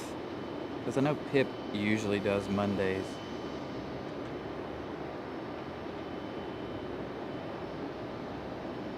I don't know, maybe that should be our 3 days. Saturday, Sunday, and Monday. I don't know if Brianna will like that too much. She'll be like, you're grumpy, you work too much. You know, gotta make a living somehow.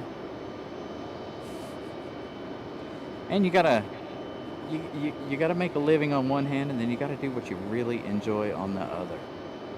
Because this coming out here and doing this show is like therapy. Not gonna lie. Talking to you guys, hanging out with you, bringing you guys to planes. That's why I said what I said earlier about keeping everything chillax in the chat. We don't talk about any of the mainstream media stuff. That's not what we're here for. We're here to relax, enjoy the planes, and have the good conversations.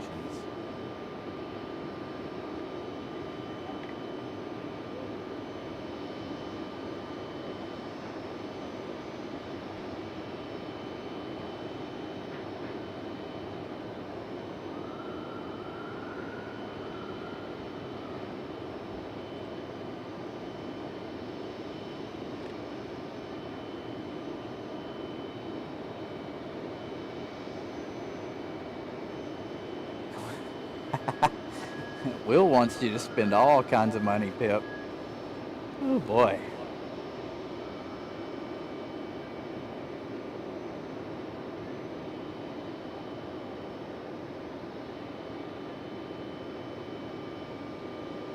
So again, you know, that's, and I know I've told you guys this before. That's why I come out here and do this for you guys.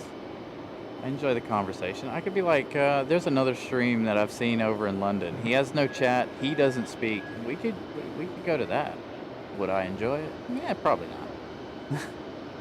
So I do. I come out here to hang out with all of you guys.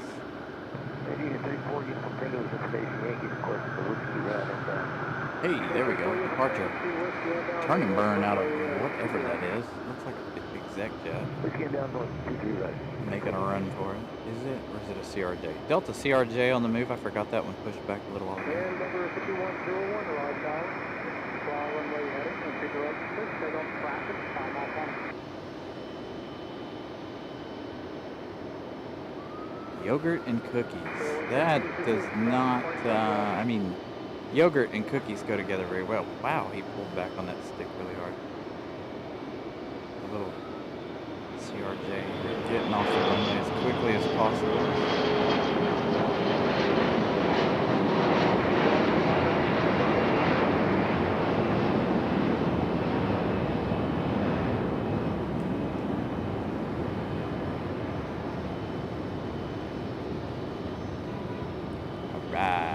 So we have another arrival, and I've lost it because there it is, hiding behind the awning there.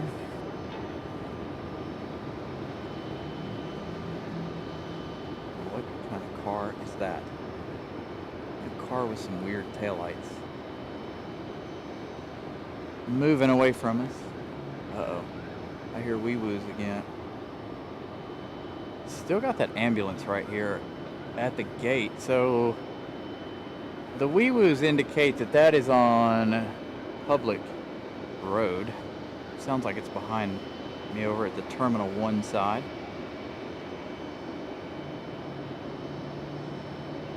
Hey, is this a banana? You guys are channel members. Feel free to use our Spirit banana emoji because we don't see Spirit very often. Interesting, we're getting Spirit over here on this side. This one coming in from Fort Lauderdale. Looks like an A321.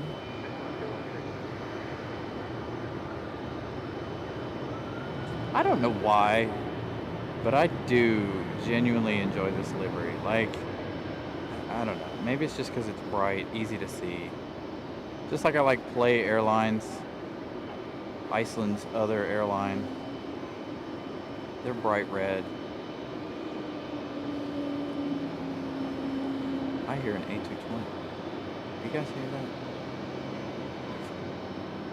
that? Alright, Spirit, which way are you going to go? You're going to make that left and then left again and go up the hill? Or are you going to come down here and go up the hill beside us?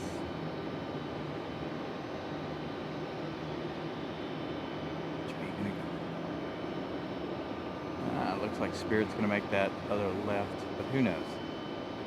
We'll find out in just a minute. Thank you guys for using the emoji. Those emojis brought to you by our good friend Scott Leonard. See? You guys do good things for the channel. Give you guys a shout out. Scott worked really hard on those emojis, by the way. Still working on, I think Scott's still working on our member emojis, or member, whatever they are, icons. Although to be fair, I haven't really given him any ideas because I honestly don't know. Other shows use airplanes, other shows use pineapples, at least the ones I watch.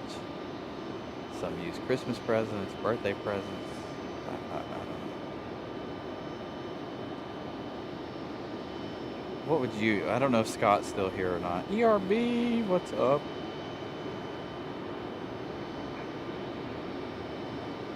Right. We got 44 pound right car to the right for lane. 23 right, clear to line, break up 4469. Maybe you guys can give Scott some inspiration. Again, I don't know if Scott's still here or not. There we go. There's our yellow banana from Fort Lauderdale.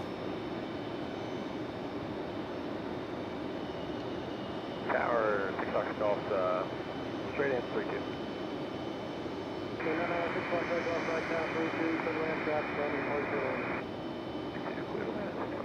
There you go. You guys let Scott know what you guys want as member icons. There you go, Scott. Here's your inspiration right here, buddy. because I have no clue what to set our member icon as. No clue. He asked me a couple of weeks ago, and I'm like, I don't know. I've been watching other shows, trying to get ideas. Not copying other shows, but getting ideas and making them different and making them better, but I got nothing. Sometimes when I watch a show, it's hard for me to pay attention to the chat anyway, but Breeze Ice Beaver.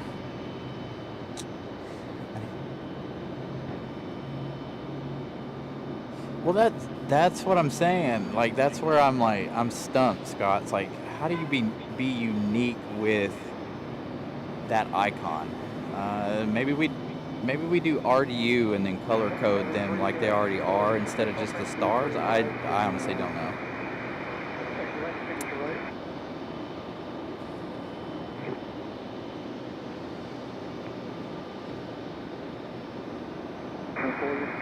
So yeah, that's a good idea. There's one, Molly, the state of North Carolina, color code it, or we could, like I said, do the letters RDU color coded to your membership time span.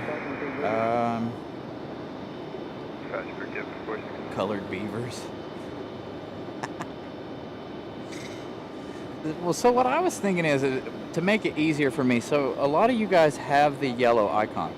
Brian Lloyd is the only one that has the orange icon. Brian Lloyd is our longest running member, I believe.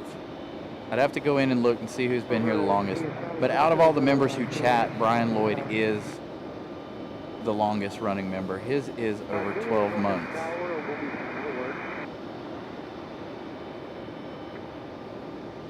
So, most of the rest of you guys are yellow and blue or teal, as Otis is there.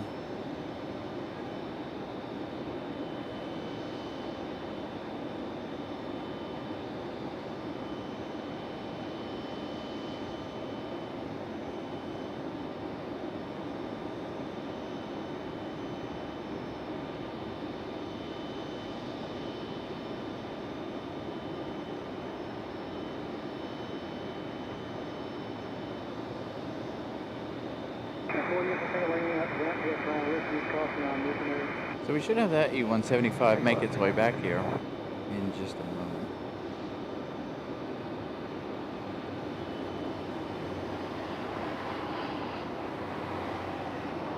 Or maybe not. Or is that a different plane? I think that might be a different one. There is literally nothing on this side of the terminal tonight. There's two CRJs, and that is it, along with the ambulance and the emergency vehicle over here. Very empty evening.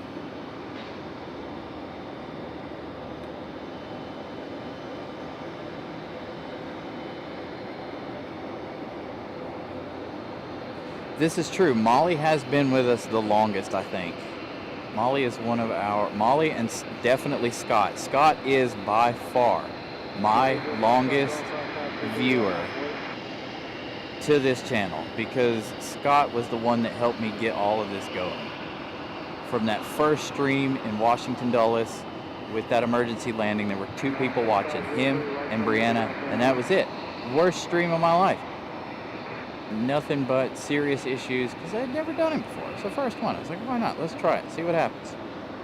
If it goes anywhere, it goes somewhere. That was in, what, July? That was like 4th of July weekend last year. And then I was like, forget it. I don't want to do that. And then here comes August, and I'm like, let's do I did a lot of research on it. I'm like, forget it. But it was on the back of my mind. So I'm like, let's let my ADHD kick in and figure this out.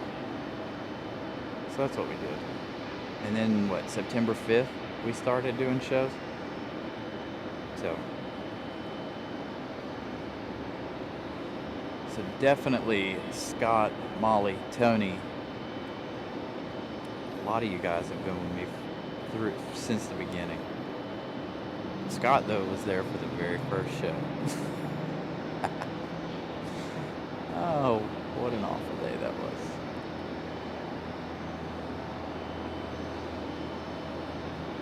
Zero Foxtrot Golf, turn right in at 310, then make 2 left, 15.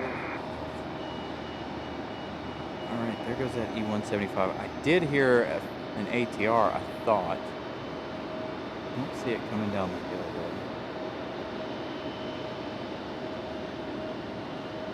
though. So again, welcome in, everybody. If you're just joining us, thank you guys for stopping in with us on a Wednesday evening.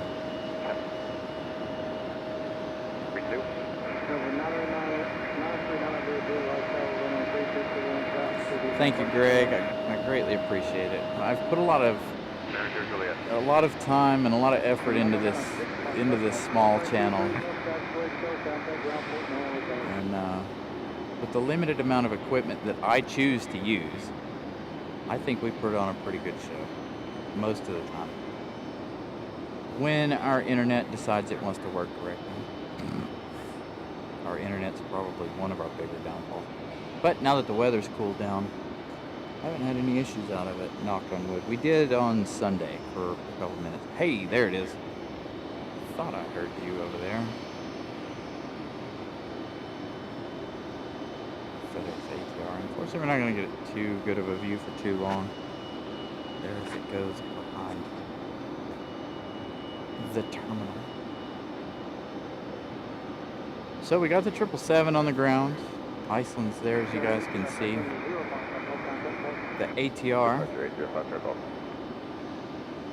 We had that FedEx 767 departure as well as that A350 departure back to back. If you guys missed that, go back and check that out.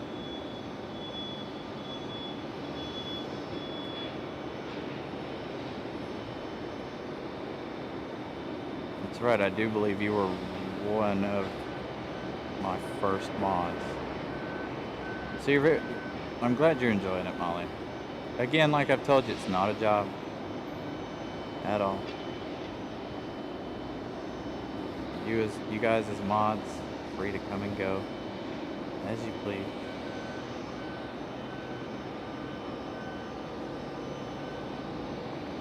But a huge shout out to all of you, honestly, viewers, team members.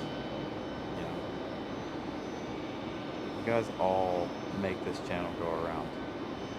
So, a huge thank you. Hey, already? What time is it? 7:41. Check it out. Iceland already ready for pushback.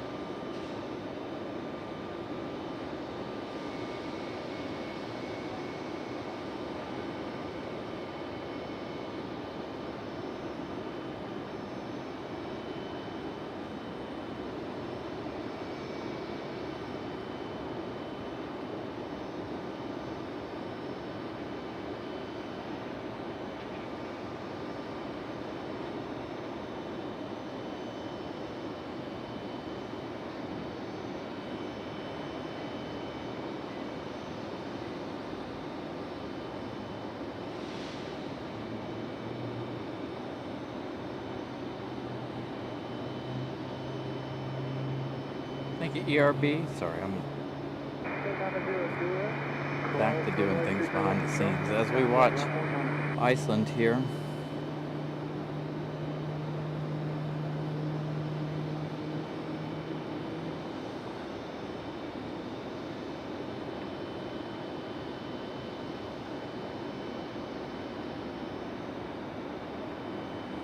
Thank you, Greg. I greatly appreciate that. See, I try to pride myself on my quality of my show, and I try to be as professional as possible because, you know, I'm putting myself out in front of all of you guys. You know, if I'm not as professional as I can be, you know, then I don't have you guys watching the show. So,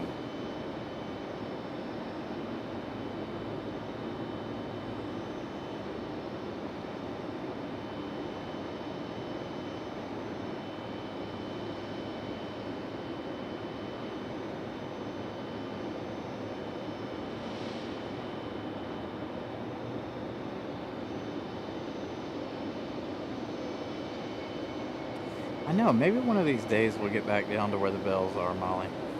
I did kind of point the camera down that way, but there haven't been any planes doing plane things down. You know, I think we've had one or two from that side. So Iceland's pushing back. We do have another one out there at the end of the runway. Looks like we might have two out there. I don't know what that other one is. And there goes our ambulance. Holy cow, Vincent gifting 10 Carolina Aviation memberships. Thank you so much, Vincent, for the gifted memberships. Excuse me.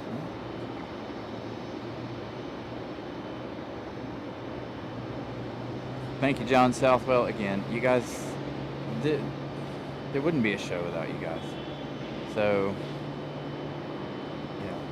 I am grateful to all of you who choose to tune in and watch our small airport with me. So not only, you know, we are a small airport, so I have to be extra professional, courteous, and friendly to you guys, as well as give you guys what you enjoy, because obviously, like tonight, there's not a whole lot of action. So therefore, I have to put myself out in front of you guys and hang out with you. And we all just sit and chit-chat like friends, which we all are. So, again, I'm glad you guys enjoy the show. There we go. American up next for departure. We'll catch Iceland here in just a moment.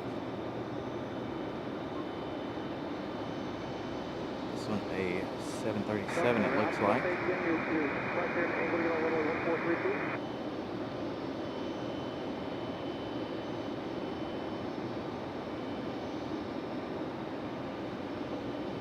So another interesting thing about me and doing this. So I'm not a very outgoing type person to be like, oh, hey, you know, blah, blah, blah. Just walk up and start talking to people. So the other thing about the show for me is it really helps open me up a little bit to new people, to new things, you know what I mean? Like, it helps me feel a little bit more comfortable in my day-to-day. Again, like I said, this show is like therapy for me. So,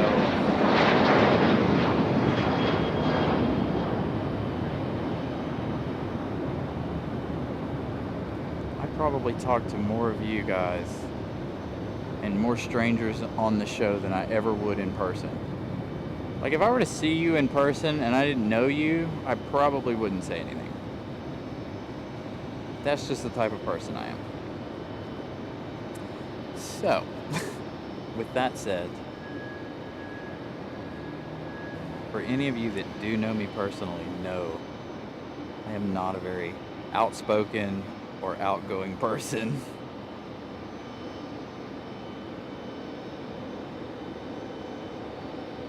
Thank you again, Vincent, for the gifted memberships, and congratulations to all of you who got gifted. Looks like ERB was re-gifted a membership.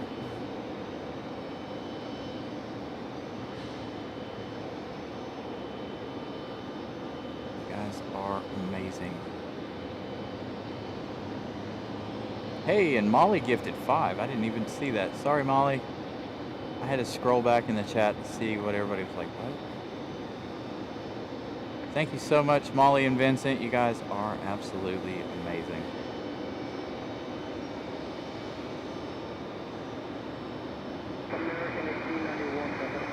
If you guys are new to the channel, Molly and Vincent tend to come out here and visit and hang out with us.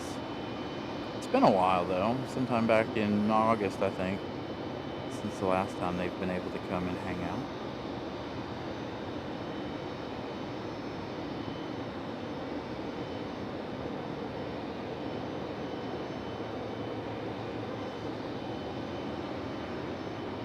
And the other thing too is, like, not only am I not outgoing, but I'm also very socially awkward. So the first few episodes of the show that I ever did were very, very awkward.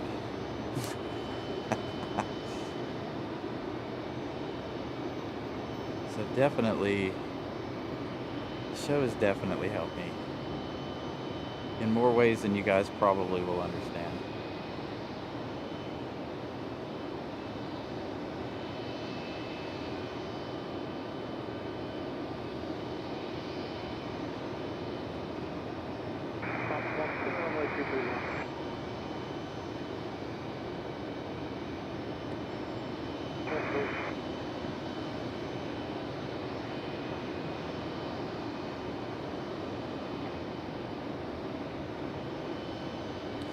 You should see me with people I don't know. I mean, like, you know, I talk to you guys in the chat, so I feel like if you were to walk up to me and talk to me now, it would be fine. It would be different. Or if I'm doing this, if I'm out here doing this and I'm, you know, in public eye and I don't know you, like we had some viewers a little while ago stop by and said hello. I'm okay and not socially awkward. You put me in a situation where I don't know anybody and I don't know, we're not here for the same common goal, then it's awkward.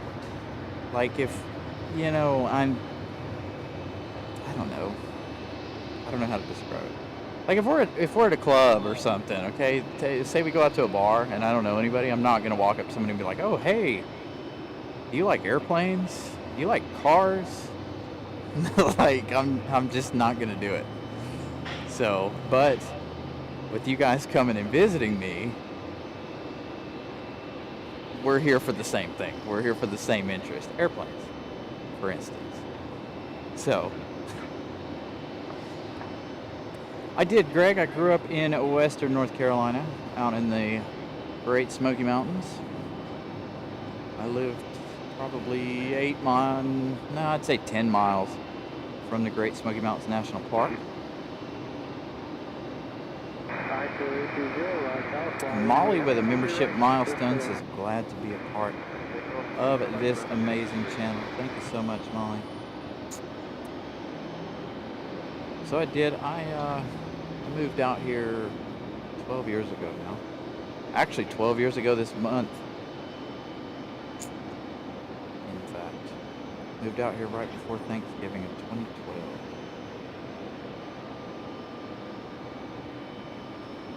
All right, here we go. Iceland, headed back to Reykjavik. In the strawberry flavored toothpaste tonight, or the bubblegum flavored toothpaste, whichever you prefer. Do love Iceland's livery.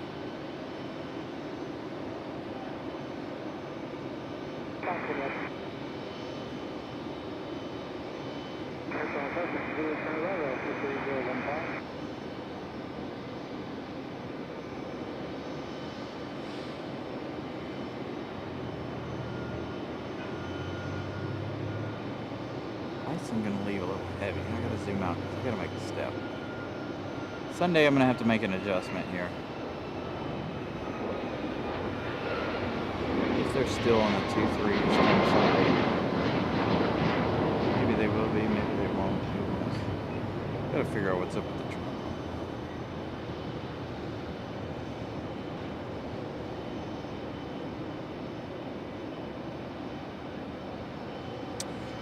It's either a max or a 9. It could be an 8.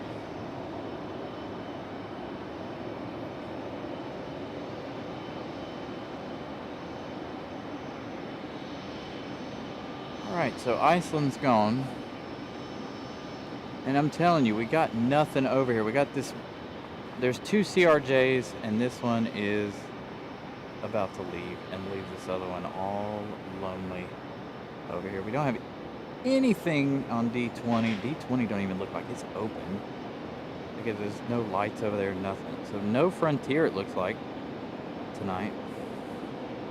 So, who knows?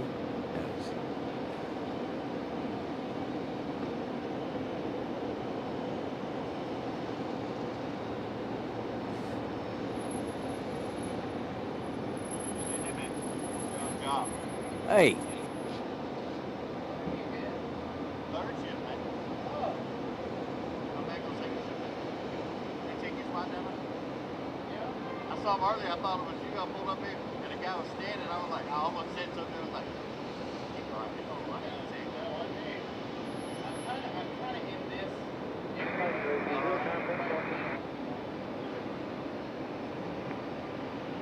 Wait for a minute. Yeah, I'll be here.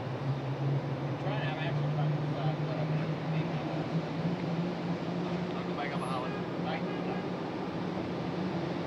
Raleigh Tower, Mark X 700, inbound for Visual 3. Friend of ours, I haven't seen him in forever. Hey, clear land 3, Mark X 700. Hey, John. John with that year badge as well. I didn't realize, John, that you've been with us for a year as well. So you and Brian Lloyd are 2 longest members at a year. So a friend of ours that works here in RDU, Will, Molly, and Vincent all knows our friend Scott here. Not Scott Leonard, but another Scott that works here at the airport.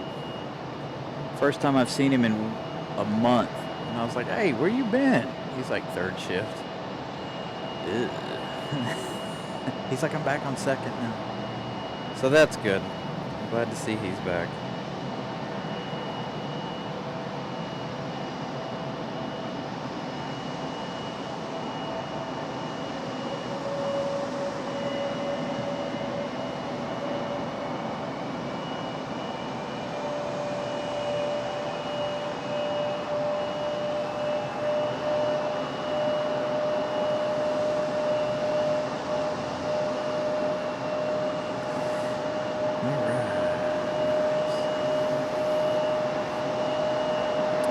Yeah, there's another Scott. Yeah, so he works here at the airport, and he'll stop in and check on me when I'm up here on the parking garage. See how we're doing.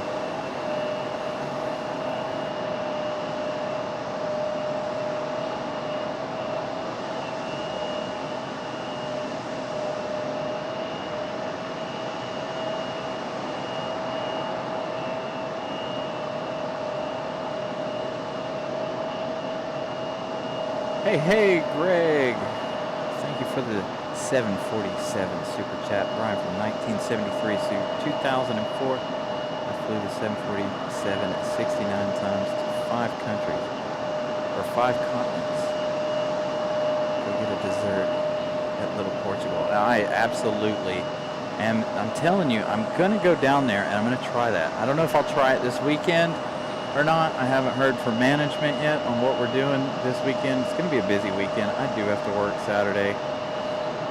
Sunday we'll be here at the airport, so I don't know if we'll have too much time to make our way down there, but I really, really still want to go try that place. Maybe we could set it up for next weekend as a date night or something. United on the move. That one's sneaking out on us. Way to be sneaky, United.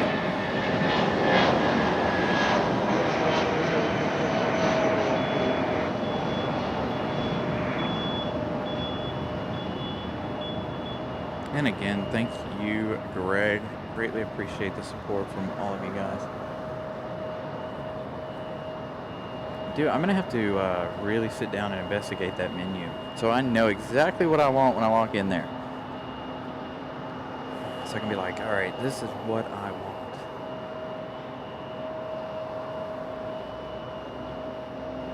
Leave Will with the camera while I get dessert.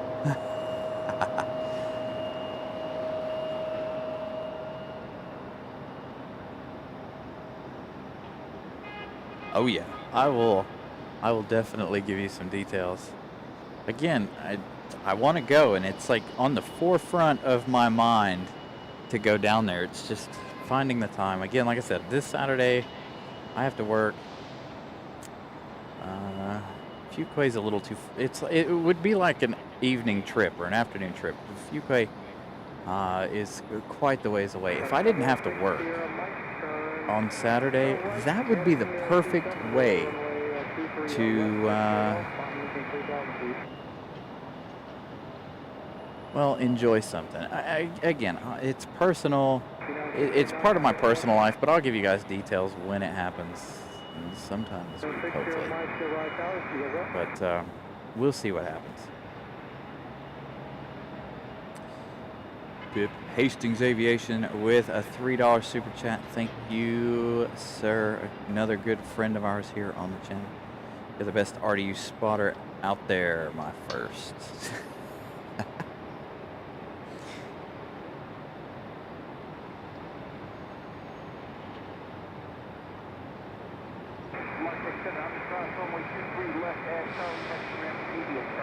All right, so what do you guys think? What time is it? It's 8 o'clock on the dot. Do you know where your children are? If you have children, how about pets? Or the popular question, like Molly asked, what's for dinner? What do you guys want to do? I don't really know what the deal is on flight radar. So I don't know if we have our MD-11 departure. If we have our MD-11 departure, I don't know if you guys want to stick it out for another hour. Again, I need to look at flight radar. But it's down to that time where it's really, really slow. So, and like I told you guys last week, in last week's show, if we reach a certain number of viewers, again, I have a number in my head. If we reach a certain number of viewers, then we'll just end the show. Because at that point, yeah, why? So, I need to figure out what we want to do. Looks like we got a CRJ? No, 737.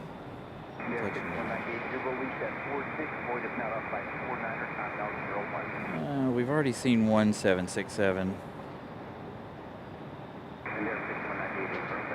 But that could be double departure again. 767 departure and the 777. That's what I figured, Will. Our 777 at 9:30. FedEx is like 9:50, almost 10 o'clock. UPS is 9:15, if they don't get delayed like they did last time, last Wednesday.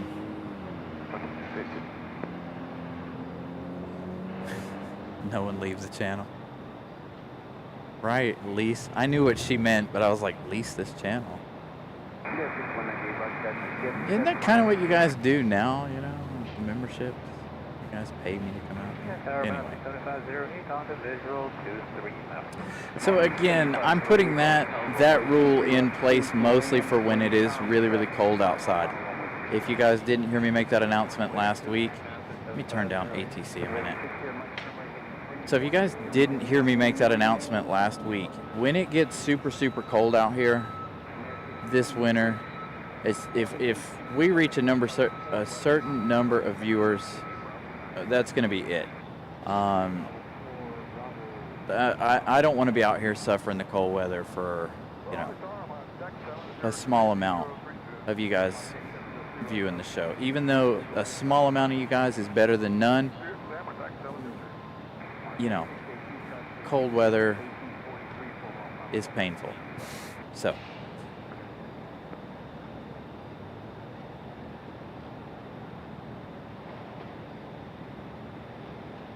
Yeah, that's about normal, AJD, 10, 11 o'clock. Unfortunately, I can't be here that late because I got to be up at 5 in the morning. So, I wish I could be here earlier in the day for you guys during the week. Unfortunately, I just can't, sadly. I would absolutely love it.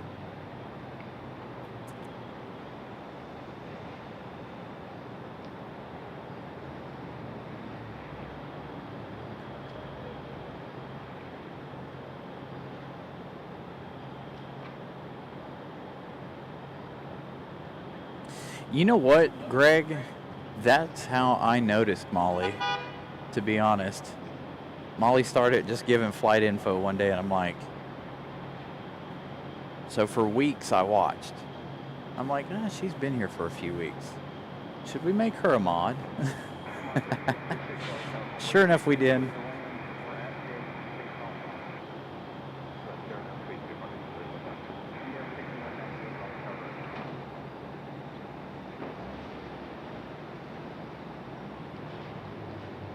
So yeah, again, that's how Molly got noticed. Giving out flight information.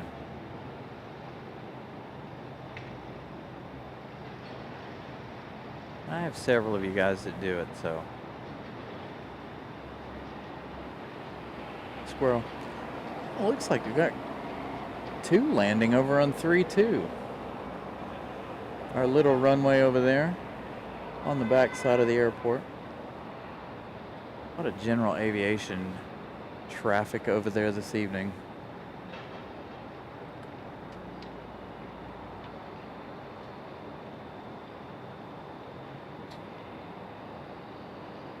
Looks like we got ops moving around over here at this end.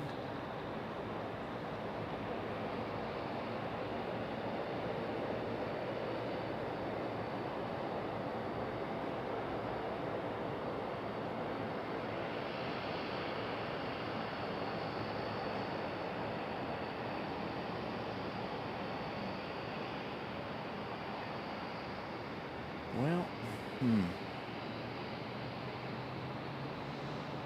really don't know what to do. What do you guys want to do?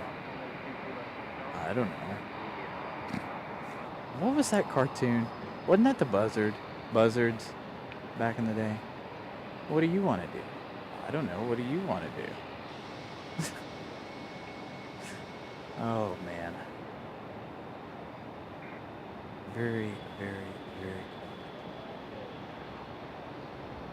Oh, that's why we have all the arrivals. You got the Grand Caravans touching down for UPS coming in from New Bern, Wilmington, and a couple other locations out on the coast. Those doing the cargo runs for UPS to the Outer Banks and other coastal cities there. I don't know why they don't just use ATRs like FedEx does, but I'm sure all of that stuff gets dispersed. Once FedEx lands in New Bern and in Wilmington, they disperse all of that stuff. Yeah, there you go. I knew somebody would know who I was talking about. Not those 2 old buzzards.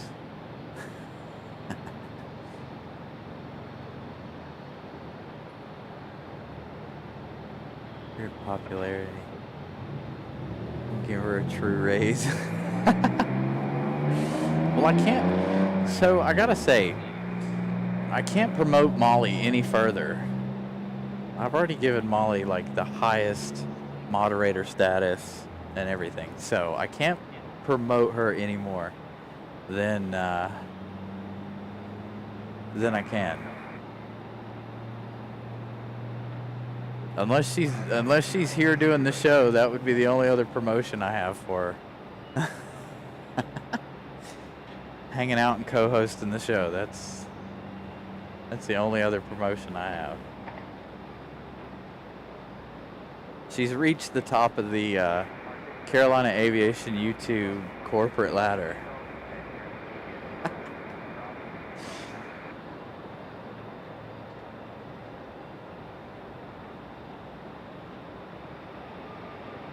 There's the other ATR, speaking of.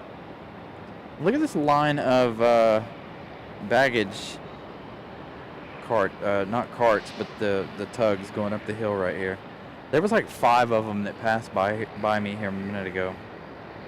There's only 3 of them now. I guess 2 of them dipped off. They're all headed up the hill there, I guess, to external storage, or the hard stand over on the other side, terminal 1 side.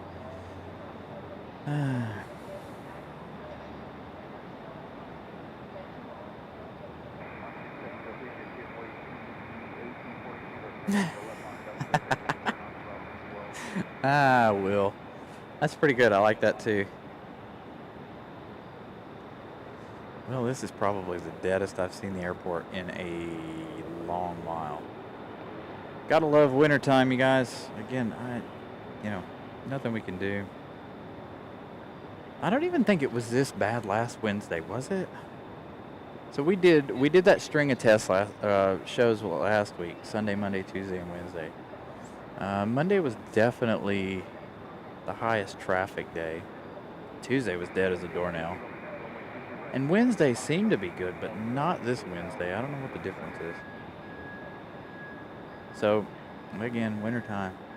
So that's why I think we need to change up our schedule maybe. Again, YouTube likes consistency, so I need to pick a schedule and stick to it. That's the only way we're going to grow is if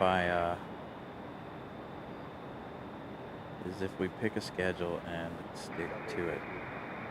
At least for wintertime. As that's how we did it last year. That's how all of you guys found us. I was out here 3 days a week.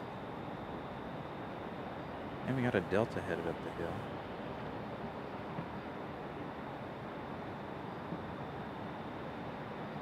I know you guys really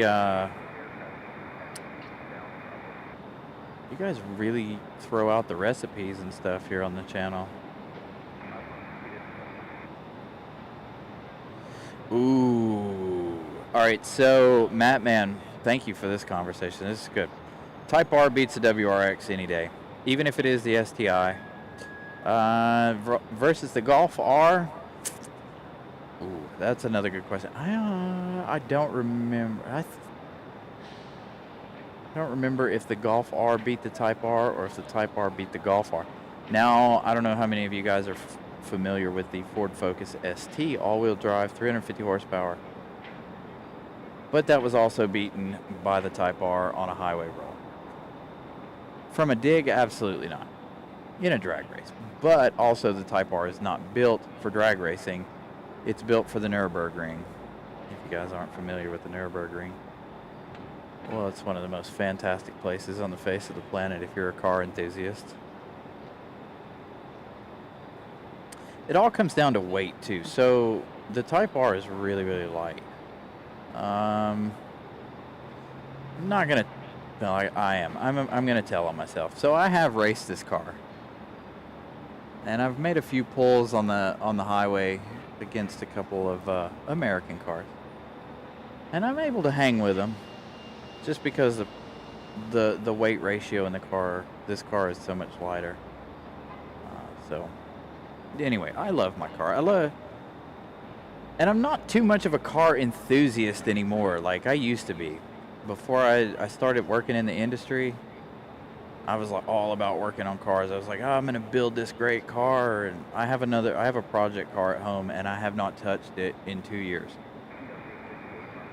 So I've kind of lost my love and interest for cars.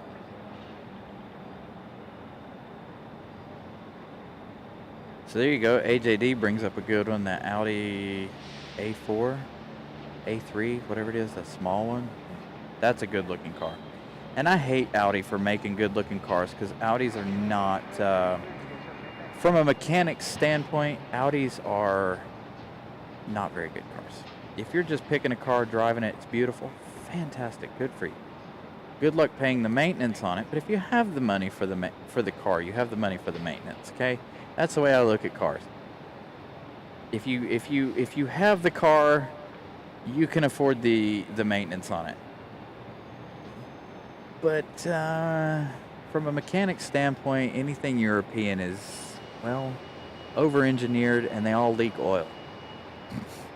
I don't know what, I'm not giving car advice here. You like what you like, you buy what you buy, just like I do. I like multiple brands. Long time ago, I was a big Honda guy. I've owned and built multiple Hondas, like everything from engine swaps to builds to, you know, whatever. I've done it. I've done a lot. Now over the years, I'm just like, give me something I can drive and leave it alone. It will beat a GR Corolla. It will, for a fact, I know it will beat the GR Corolla. It will not beat it on a standing start, but on the highway, it will stomp a Corolla, the GR Corolla.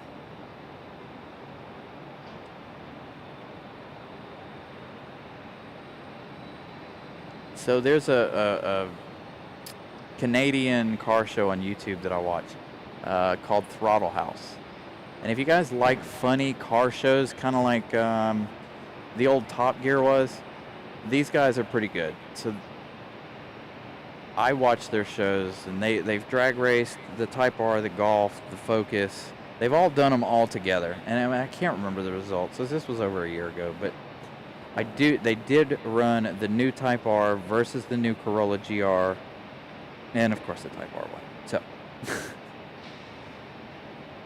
ew, Chevy Suburban, what? Ew, no. If you're a car enthusiast, you're not into Suburbans. I mean, I guess you could be. I don't know. I'm kidding. Now, today, I'm not, again, I said what I said about the European cars. Although, today, I did receive as a used car to look over and, well, do things with. I did receive a BMW M6, which is the V8 twin turbocharged car. Unfortunately, it is the convertible, which makes it a lot heavier. But the noises this car makes is quite nice. I'm not gonna lie. It makes beautiful noises. Subaru Legacies, that's what's up. I am partial to Subarus too. A buddy of mine has the Outback, or not the Outback, the Crosstrek. And our good friend Tony owns the Outback Wilderness. It's good looking. So if you guys have paid any attention to Subaru, what is up with the little gold things? So before I went to Orlando, I took my car over to Subaru to get it cleaned because a friend of mine is a manager at Subaru. And I'm looking around in all these Wilderness, and they have these like little gold plates all over, and I'm like, please don't do that. That looks weird.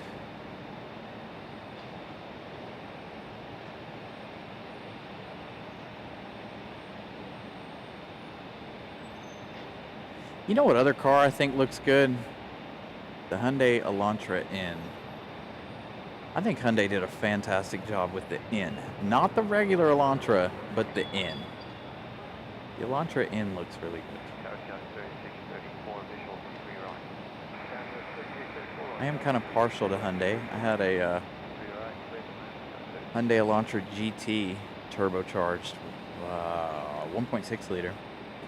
That was a fun little car. It would keep up with an SI. And it was a hatchback. And it made fun noises too. You'd rev it up or shift gear and it would burble. It would give you that little pop and bang every now and then. And that is one thing that I have to complain about the Type R, is it's not very, with the exhaust, it doesn't have a personality. And I've put an aftermarket exhaust on it, and its personality is still not very interesting as far as noises go. Now, when you step on it, you can definitely hear the turbo. But the exhaust note in the Type R is a little iffy.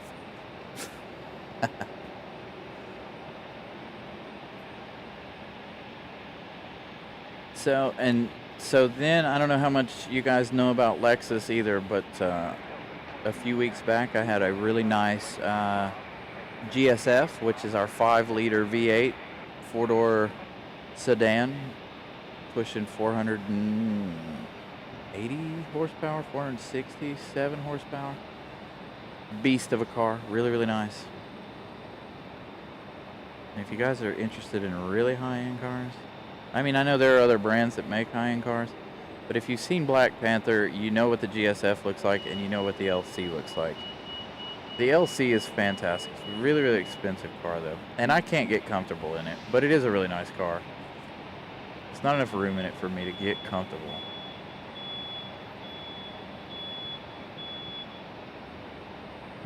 And we also have that new IS, the Lexus IS 500, with that same 5.0 liter V8. That's a phenomenal sounding car, too.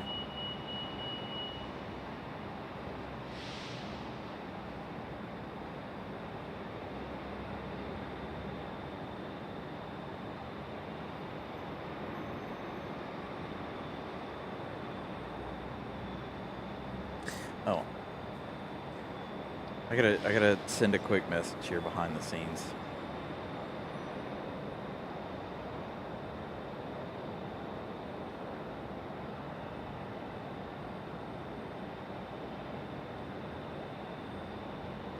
I'm going to send a message to our lovely moderator, Molly, here really fast.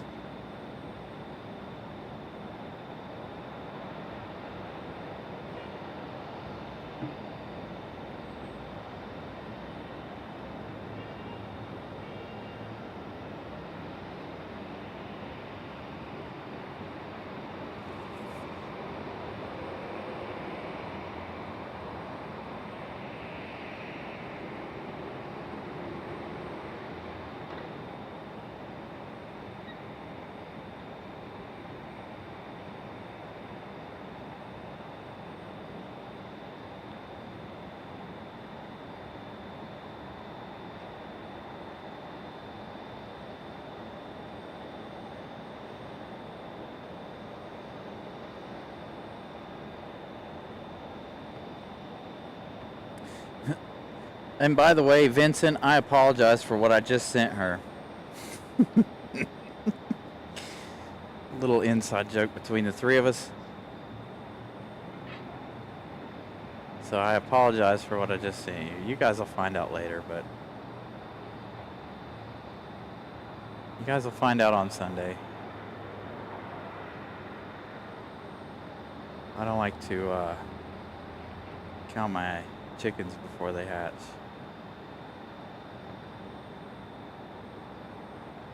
For Reed, good evening. And again, I apologize, you guys. It is very, very slow, so that's why we're talking about cars.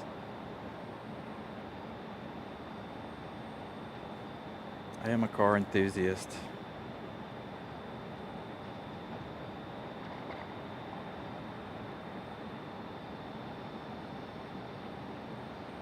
Being showed.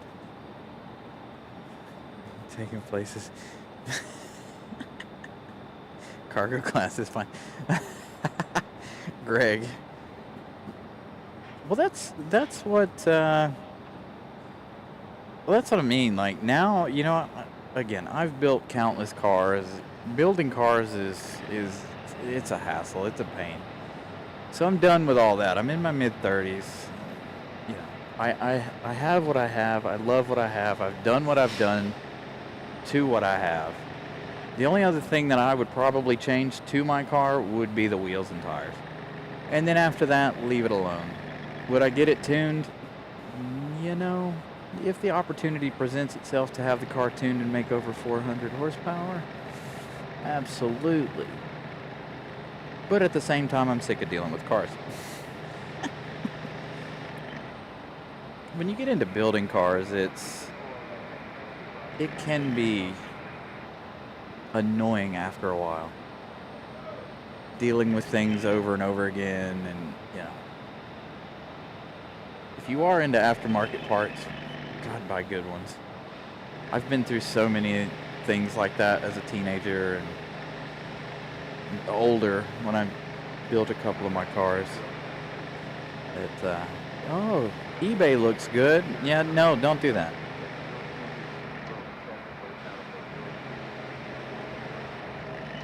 So, Matt, man, my Hyundai I had was, I mean, it was what it was. It had a personality. It was a fun car to drive. I enjoyed it. It's too bad somebody pulled out in front of me. Actually, both, Brianna and I both wrecked both cars. She wrecked the blue one, I wrecked the white one. Not my fault.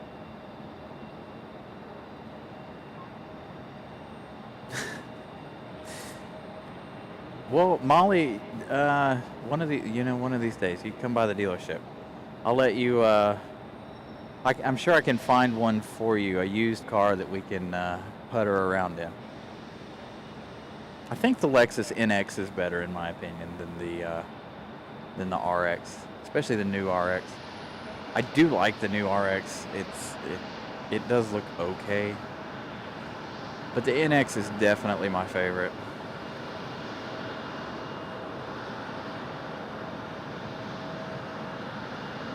Yeah, honestly, I had no complaints out of either one of the Hyundais that I own. My sister-in-law currently owns a Kia something or other, whatever their van is. She drives it all the time. When I say all the time, I mean all the time. She uses it for work and this, that, and the other. And she gets the mileage out of it. So Molly, yes, the newest generation of RX does have the interior lighting, the ambient lighting. The NX does too if you buy the right version, I think. But I do know for sure that the RX has the interior ambient lighting. Obviously, if you order the right package. It's amazing how expensive Lexus have actually gotten. I've been actually following the prices of some of these cars, and I'm like, really? For an RX, really? You're paying, you could get something,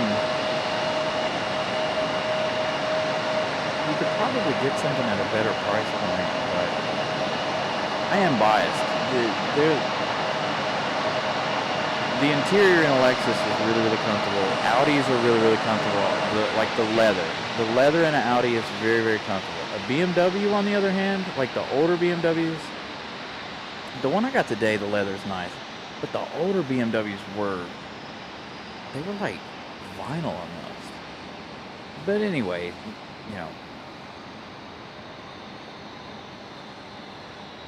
they do all kinds of things.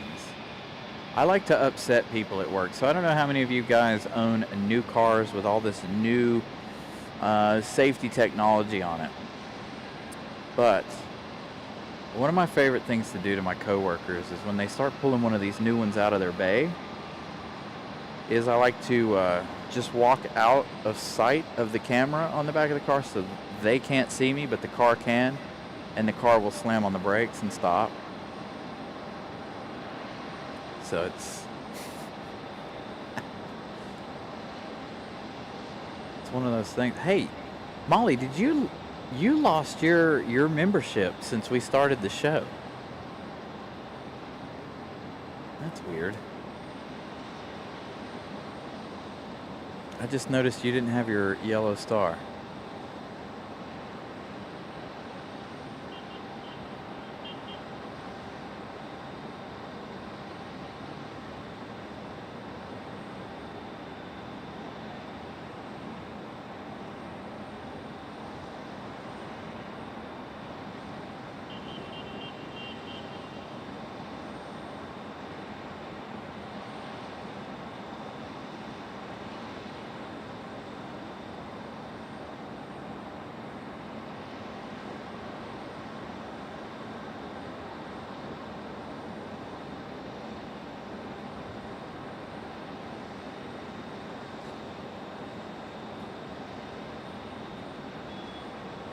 All right, what time is it? 8:30. I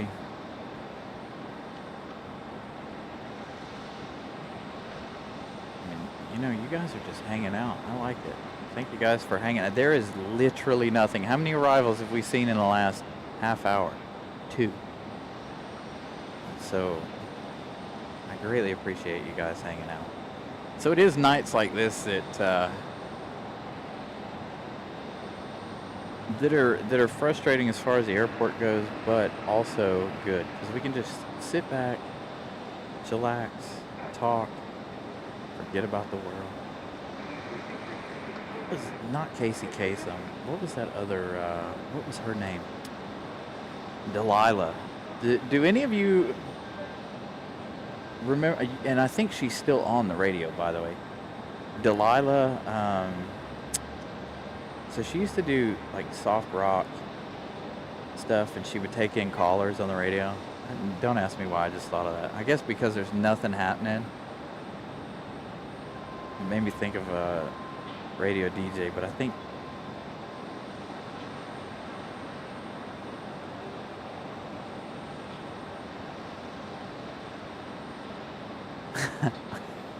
Mattman, absolutely. I hate that crap. Ugh. So the other versions of my car come with like all the lane safety sense and the parking sensors, the adaptive cruise control, the laser cruise control, the auto start stop functions. What else? A whole bunch of other stuff on these Civics, right? You know what mine comes with? Nothing. None of that. It comes with a backup camera and navigation. None of that safety stuff. It never beeps at me. It'll tell me to put my seatbelt on. Well, let me rephrase that. It will tell Brianna to put her seatbelt on because when we're about 100 yards from the house, every time we ride in the car, and she does this on purpose, and if she's listening and watching the show, she knows exactly what I'm about to say. She does this on purpose just to hear my car be like, please fasten passenger seatbelt. I'm like, you do that every time. She does it on purpose. So, but anyway, it's the most expensive Civic you can buy, and it comes with nothing. I mean, it has cruise control, but it doesn't have lane departure. It doesn't have parking sensors. It doesn't have nothing. It is your basic car. I mean, it has power windows and power door locks and this, that, and the other. One of the coolest features I like about my car is I never have to touch the key. I walk away from the car locks itself. Never have to touch or think about my key. Walk up to it, put my hand in the door handle, unlock. See, I knew it. I knew she was listening and watching. Surprisingly, she's not sending a laughing emoji because she does it on purpose. Because I get mad every time she does it. I'm like, oh. Especially because it dims down the music, and I'm usually listening to a really good song, and it'll dim down for her British voice to be like, please fasten passenger seatbelt. I'm like, really? You can't wait 2.5 more seconds for me to turn into the driveway? There we go, Molly back.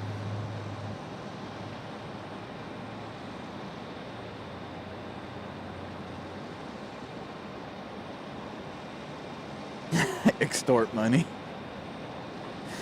Well, what do you have? You have a Camry, right? I like that body style Camry. You can't go wrong with the, you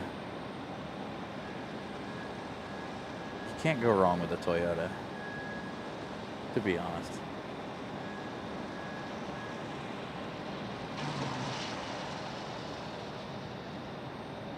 So the auto start stop function really gets on my nerve. So here's one of the things.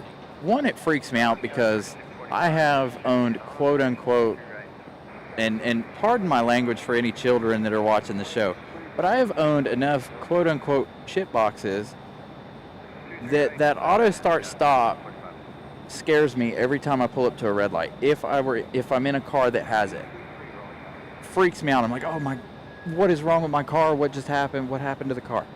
The other thing I don't like about it is think about it. So let's say you're in Florida. It's 100 degrees outside, or even Arizona. You stop at a red light, the car shuts off, the air conditioner stops working. How does that make sense? It doesn't.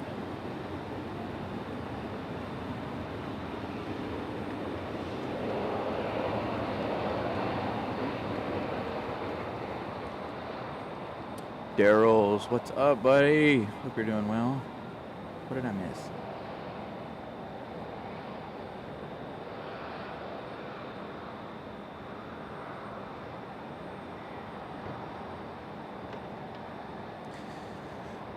So we're currently bored and we're talking about cars. 105 likes. Thank you guys for smashing that like button. Again, you'll be redirected to Sunday afternoon's show.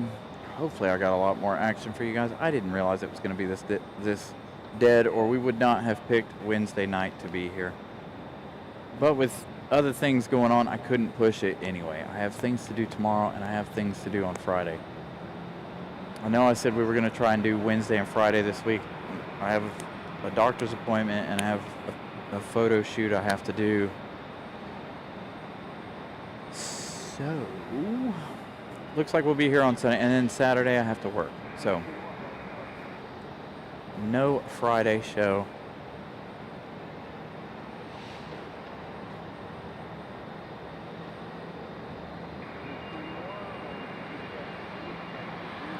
I don't know if it's turboprops or if it's the helicopters back there. Sounds like the helicopters behind us. Although I am wearing a headset, so you guys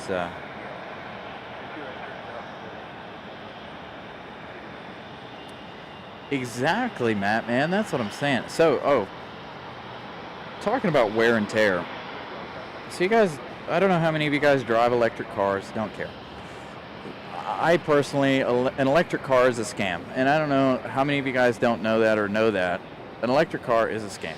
They're nice, whatever. They might burn your house down if they malfunction. And take it from a technician, an electric car is very, very, very dangerous. It doesn't matter what they say. Because I've had to take classes on electric cars, so I know the dangers involved in electric cars. So anyways, so I don't know how many of you guys have seen the thing about electric cars and blowing through guardrails and stuff. Also, the other thing that they blow through is tires. So if you guys like money, don't ever buy an electric car. We have some at work. They're making it 5,000 miles, and then we have to put new tires on them. Not many people buy them. I think we haven't sold very many of them. But anyway, so I guess they're using standard tires, but they're so heavy that they're just eating up tires.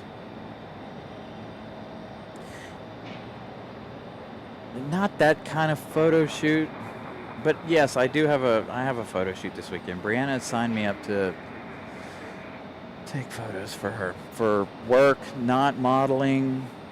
Knock it off. So she's trying to get some Christmas stuff put together, so I've got to do the photos for that on Friday. I figured, why not? I'll already be next door at my doctor's appointment. Why not stop on by and do that? Now, hybrids, yes, 5,000 miles, Vincent, for tires. So, the other thing is hybrids. Hybrids are okay. I have no problem with hybrids. Plug-in hybrids, I don't know enough about the plug-in hybrids, but we have hybrids that come in all the time from 2008. Just coming in for regular service, regular maintenance, still running fine, still operating fine. You know, every once in a while you'll find one that needs a new battery, but it's really not that big of a deal. Hybrids, in my opinion, I would buy a hybrid. They're a little more expensive than your average car, but not even by much. Especially a Toyota hybrid. Toyota hybrids seem to be fantastic.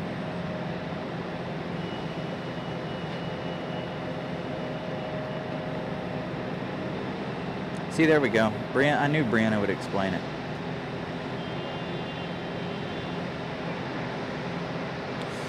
Yeah. Especially with the new ones. Again, like I said, so Lexus, I don't know if you guys know this, but Lexus partnered with Subaru to make the something RZ. Not the little sports car thing. It's called the RZ. And it's our electric car. One, we can't sell them. Two, yeah, we've had some come in at 5,000 miles needing tires. But, on the other hand, the interior of that RZ is spacious. The only weird thing about the interior in that car is it does not have a glove box. Why? I have no idea. I honestly don't know anything about that car. And,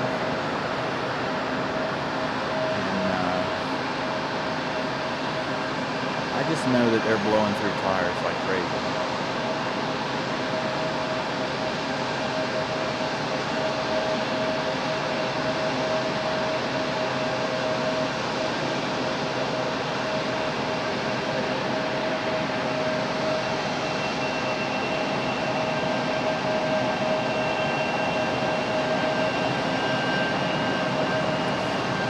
Getting a little bit of insider tidbits on cars tonight.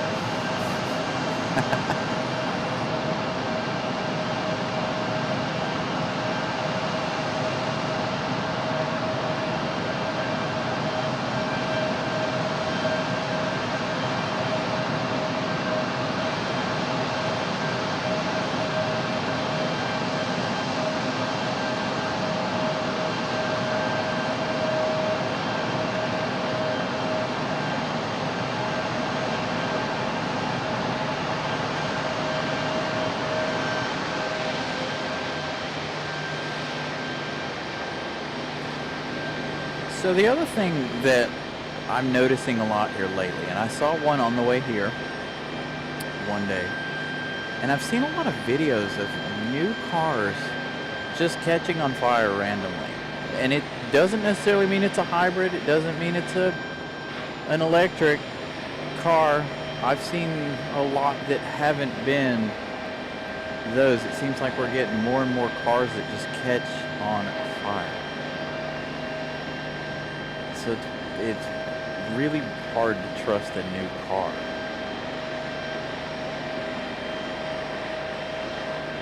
But then again, it could be any number of factors. Coming from a technician, you could have mice that ground something out and catch, eat through the wires, catch it on fire. Who knows? I'm just noticing an uptake in car fires lately.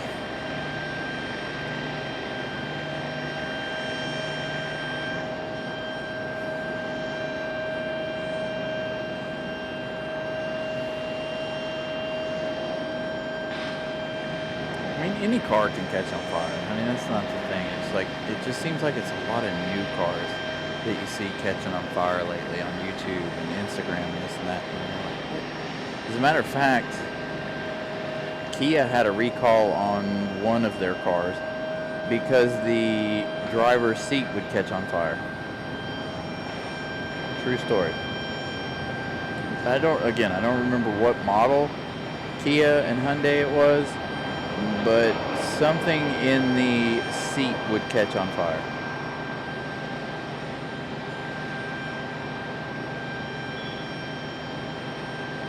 We currently have a recall on airbags. We had a stop sale on one of our cars, one of our vehicles, due to airbags, side curtain airbags.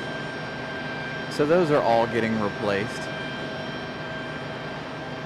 I think we had like 50 of them sitting on the lot since, when was the US Open here in Pinehurst again? So we had 50 of those that we couldn't sell because of the airbag recall while they worked on getting a fix out to all of the Lexus dealers. All right, let's see. We got about 15 minutes, another 30 minutes before our UPS 767 looks like we got 2 arrivals.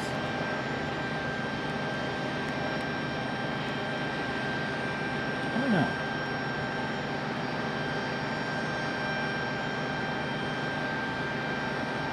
You guys are really dictating whether we stay or whether we go. Our numbers kind of staying up there.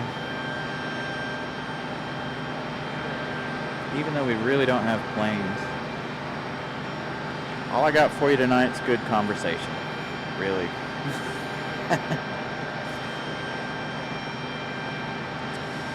So, I don't know if it's a Takata airbag or what kind of airbag it is, but it's something to do with the side curtain airbags this time. And it's only one model of ours that had the issue, so.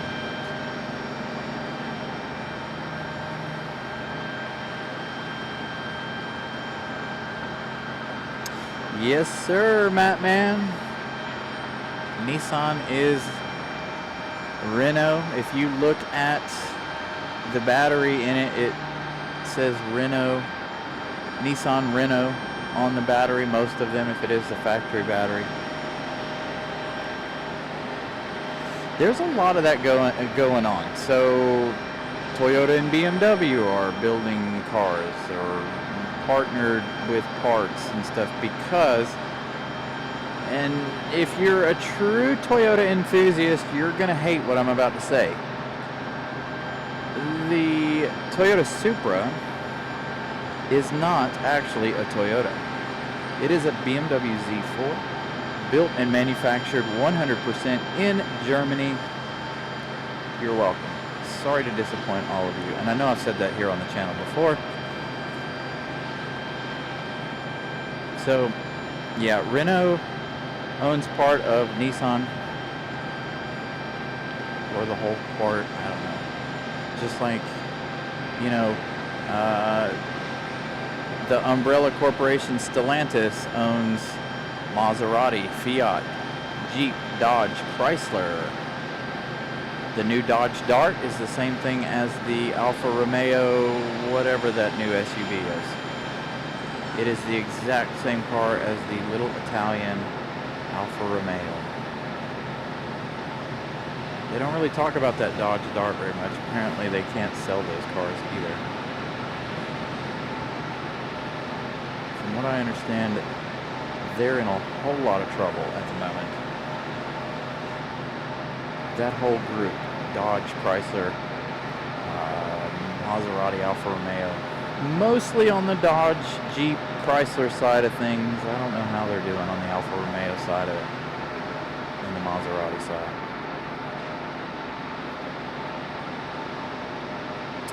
So Greg, I am a Lexus certified technician. I've been there going on 12 years. I did do a short stint at Honda last year. I had to relearn everything when I went to Honda, and I was like, all right, I'm going back to Toyota Lexus. I'm not dealing with this. So anyway, I made my way back to Lexus, and I'm a Lexus certified technician. I did use cars for a long time, so that's where I have all the knowledge of the other vehicles, is I did use cars for 3 years. So I had, not only did I have Lexus, but I had a plethora of other cars. Everything from Porsche to Maseratis to BMW, Audi, Dodge, Chevy. I've had it all. And that's where I give you guys the knowledge that what cars are good and what cars to kind of stay away from. Not that you guys are asking for information. You know. Josh Aldrich, good evening. Got another arrival. We might as well stay for, let's see, we're about 30 minutes from that UPS 767 departure. Then after that 767, we'll have that 777 departure. So I think we'll make the 777 our last plane of the evening. Again, as long as our numbers stay above the one I have set in my head, if the numbers don't stay up there, then we'll be done. so we go from one CRJ to another. Is that another CRJ? Another Delta. So you know this one's staying for the night when it pulls in over here.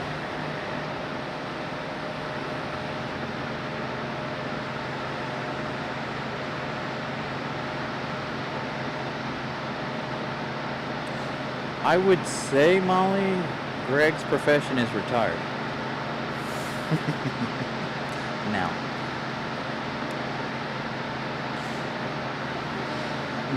No, it isn't, Matt, man. I don't know anybody who likes a CVT transmission. And Nissan makes the worst CVT transmission on the market. Along with Subaru is not too far behind them. Their CVT transmission lasts about 100,000 miles. And then if you even make it to 100,000 miles when you don't have to replace head gaskets. That's just Subaru facts for you. I got a buddy that's a manager at Subaru. Every time I go over there are engines everywhere. There are cars with their engines dismantled everywhere. Subarus are good cars, I'm not gonna lie. If you own one for like 5 years and then dump it, fine. But anything after that, I don't know. I guess it depends on how much you drive it.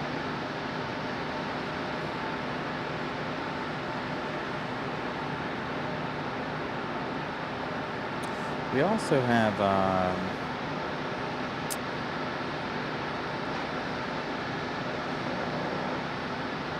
let's see. I'm trying to think. I don't even think we have any CVT transmissions. We used to. I think we had it in the CT, but I think Toyota got away from the CVT unless it's in the. I think the Corolla might still have it. Possibly the RAV4. There goes that Jetway.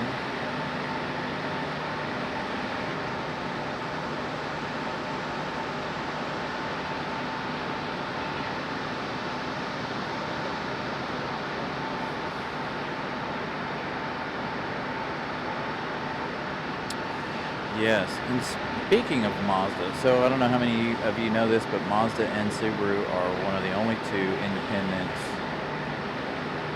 in Japan. They don't have a parent company. They don't have another brand either. They are both on their own. And Mazda, I'm not gonna lie, Mazda makes a very quality car. That new Mazda 3 is very, very comfortable. We test drove one a couple years ago, and it was the hatchback, but it was the full edition. It had everything, and I was legitimately able to compare it to the Lexus ES 350. Maybe not in power and this, that, and the other, but the feeling of luxury, the leather, everything inside the car was very, very quality. So, Mazda doing a good job over there. Their thing. Hey, is this our first Frontier of the night? Holy cow.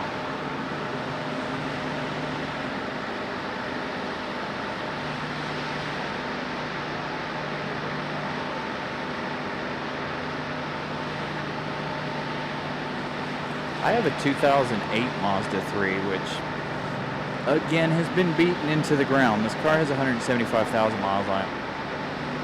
And I'm just now having problems with it. As you guys know, I replaced the clutch in it midsummer. Well, now I have an issue where I can't refuel the car. And I'm tired of dealing with the car. It has other issues too, like other emissions issues and a couple other things. So, and I just don't have the patience to deal with it. Plus, you know, we've outgrown that car anyway. We outgrew it a long time ago, but we've kept it going because we enjoy not having a car payment.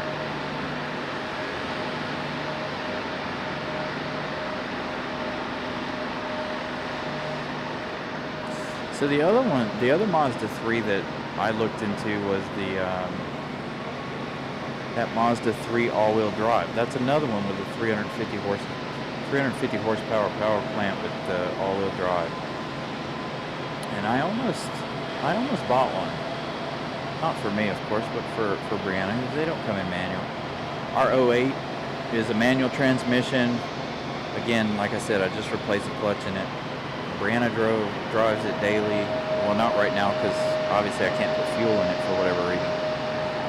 There's a couple of valves on it that seem to be stuck. Well, in order for me to replace said valves and charcoal canister, I have to pull the entire rear suspension subframe out of the car. And that takes 2 people and about 2 days. Well, probably not 2 days. 2 of us doing it could probably get it done fairly quickly. But it's, you know, if I have to fix the car, I'll fix the car. But at this point, really not. But I've been with that, I've had that car for 10 years. Granted, I've only put it 75, let's see. I've put 65,000 miles on that car in 10 years. Drove it daily, back and forth to work. It's always been a fantastic car. Never had a problem out of it until now.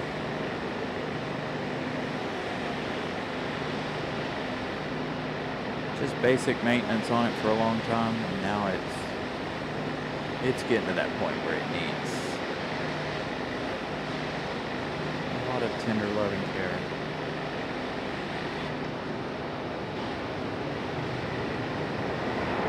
Alright, I see beacons down at the end of the runway.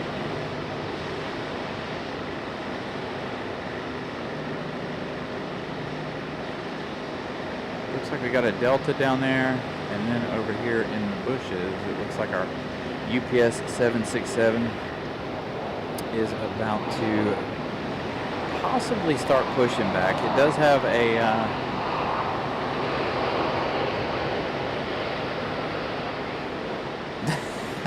AJD, no worries.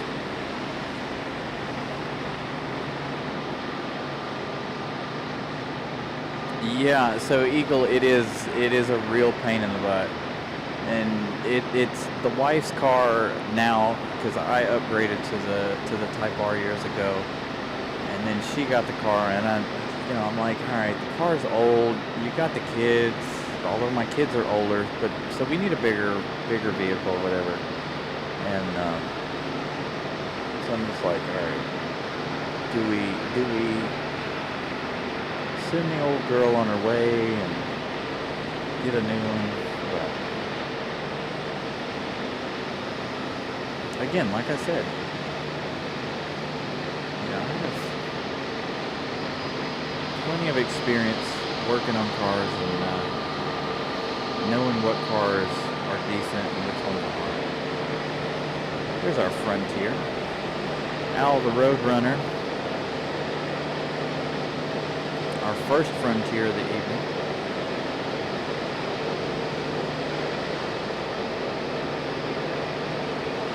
Probably be the last Frontier we have tonight.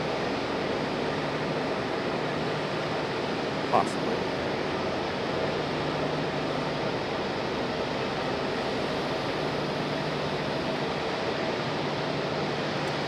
Yeah, so again, Eagle, I could replace a charcoal canister and the vent valve. But again, like I said, I have to pull the entire rear suspension out of the car, the subframe, possibly even the gas tank for all I know.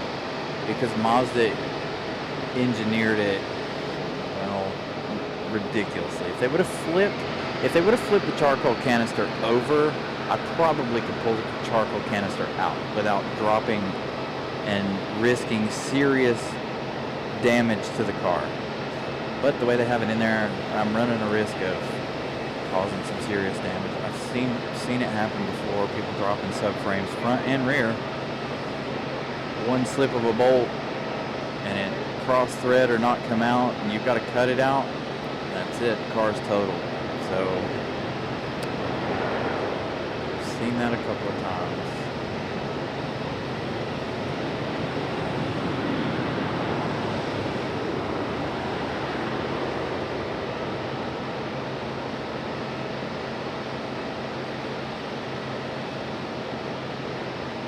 I've seen them total cars over some of the weirdest stuff.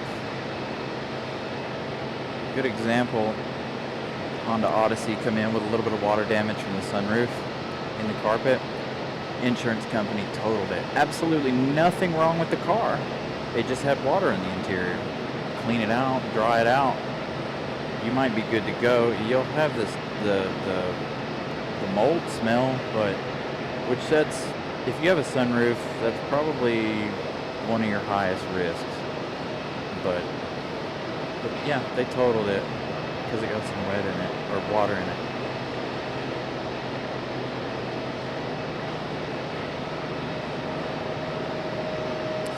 Yeah, Greg, it does not, unfortunately.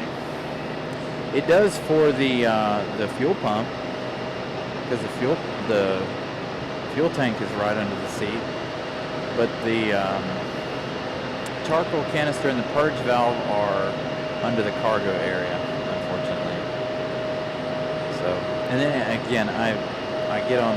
We have a data website that we can get onto, and I can look up how to do anything and everything to any car.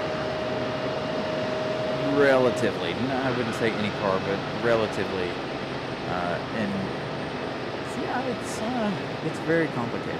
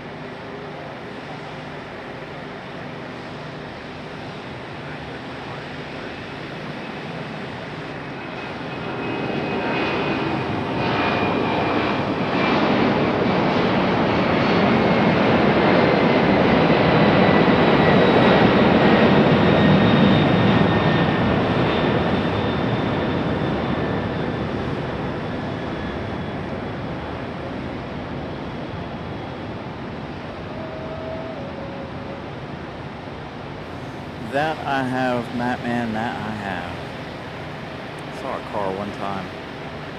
The person, I don't know if they're a porter or what, but anyway, so much stuff in the car only the driver could fit. You couldn't put another item in the trunk, you couldn't put another item in the back seat or the passenger seat. I had a car the other day, it wasn't neglected, but it was a 2022 or 2023 Lexus that had 100,000 miles on it already in 2 years. I was like, what? Really? I had another one that had 70,000 miles on it, and it was a 2022. I'm like, 3 years and you've gone 70,000 miles? What do you do with this thing? Probably Uber. Either Uber or Lyft or Amazon or something like that. Now, the one that had 100,000 miles on it, they had an Amazon placard in their front window. So they definitely did work for Amazon.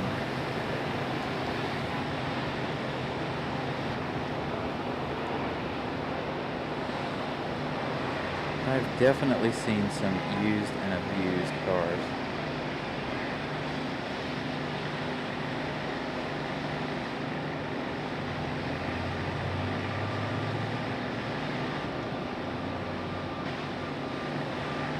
Linka, good evening. Good morning. Coming to us from Prague.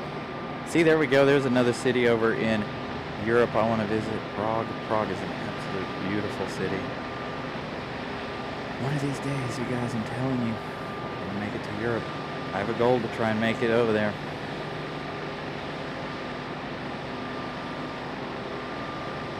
$107,000 in a year. Oh my goodness.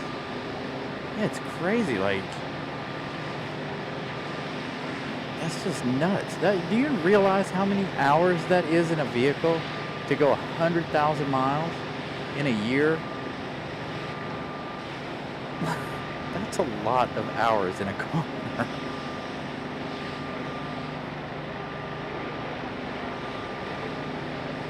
All right, so FedEx 767 has departed.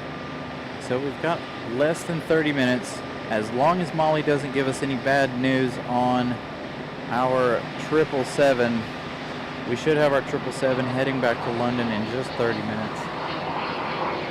Again, a huge thank you to you guys for hanging out with us. I know it's been boring evening for the planes, but you guys are keeping the conversation rolling, which is good.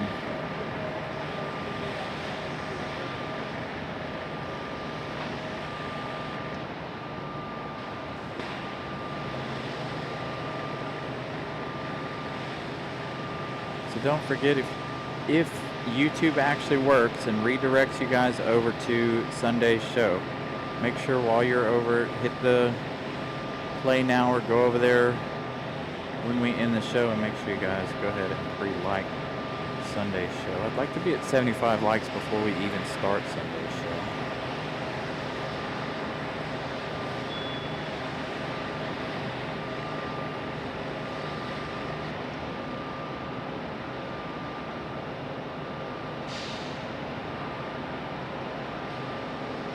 This is very true. If you made the money to replace a car every couple of years, absolutely go for it. Nothing wrong with that. Nothing against that. It baffles me. You get some of these cars come in and you're like, really? 2 years, 100,000 miles? You're like, what do you do for a living? Where do you drive? How do you spend so much time in your car? I don't even like spending 6 hours in my car, let alone countless amounts of hours in my car. And I have a fun car to drive, and I'm like, yeah, no, I'd rather not. That was the reason why we didn't drive down to Orlando. It was because I'm like, no, 13 hours in the car? Absolutely not. I'd much rather fly. One of the best decisions I ever made. And to be fair, if you've ever driven from Raleigh to Orlando, South Carolina and some of Georgia is absolutely boring. Same way when you go up to Richmond, Virginia, or Washington, D.C. between Raleigh and Richmond, boring.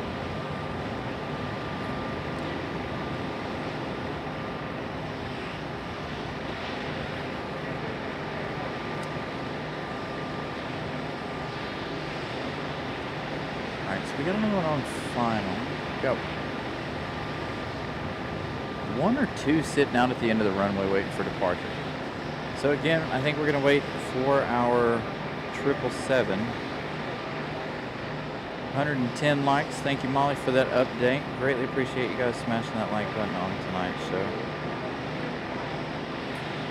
Molly putting the link to Sunday's show up. Again, we're going to start at 2 o'clock. I want to try to start a little earlier, but again, depends on the runways and runway closures. So, fingers crossed we can start early, though. I'm ready for them to be done with the runway. And, so we can get back to regularly scheduled programming. I had people asking me this afternoon when I was watching our friend Nelia's show this afternoon, asking me about sunrise shows. As for them in Europe, it's easier for them to watch. I'd like, and of course we've got Matt Man here always asking me when I'm going to do a sunrise show again. We haven't done one since early summer. So I think if they come off doing this runway closure, we'll throw in a couple of sunrise shows for you guys. I do tend to enjoy a sunrise show. We definitely do a lot of sunset shows.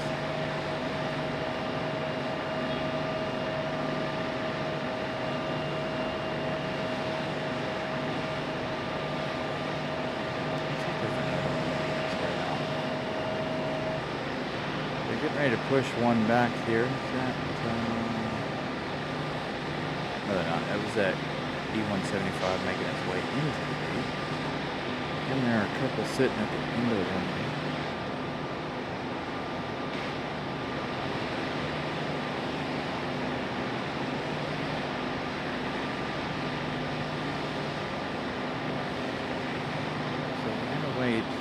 Until 9:30 at least. If the 777's not ready to go by 9:35, if it's late, I think we'll probably call it. But we'll see what happens. Again, about another 15-20 minutes here tonight. We're on that 777 to head back to London. I know we have at least 2 more departures, one of which just out of screen there.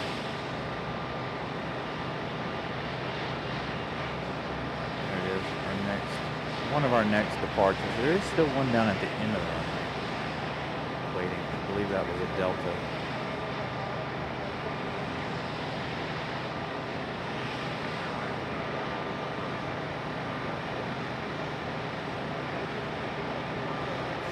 Well, I'm glad you guys enjoy the night streams. As for me, as being a YouTuber,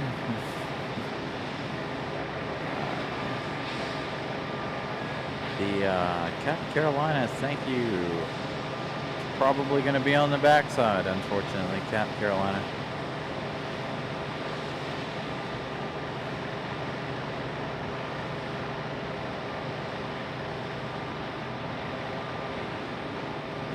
Movement finally. Hopefully we get that Globemaster over here. That was a really good shot on Sunday, that C-17 departing just behind us over here. So it'll be nice if we get it on this side. I highly doubt we'll get it on this side. It'll be on the opposite side.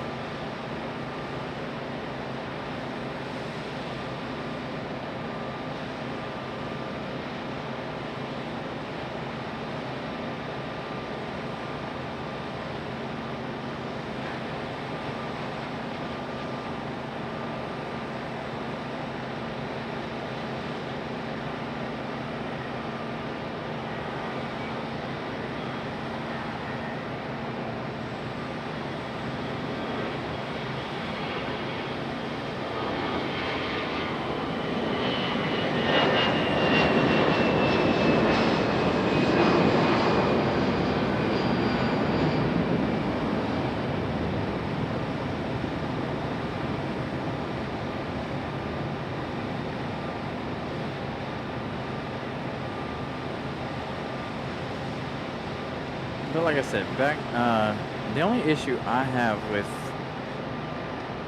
the nighttime shows is it's hard to see things.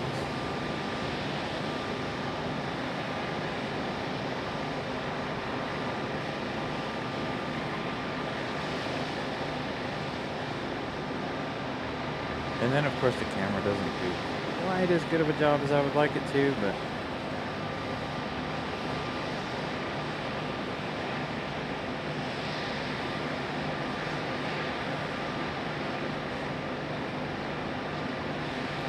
thank you, Captain Carolina, our good friend down there on the ramp for Iceland, Air Canada, Copa, and Aero Mexico, as well as Spirit over on the other side, and he works that side as well.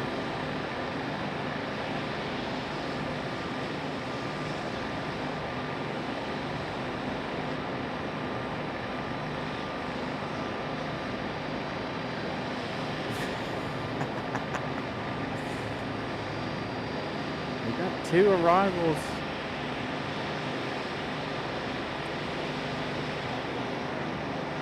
I need to turn ATC back up.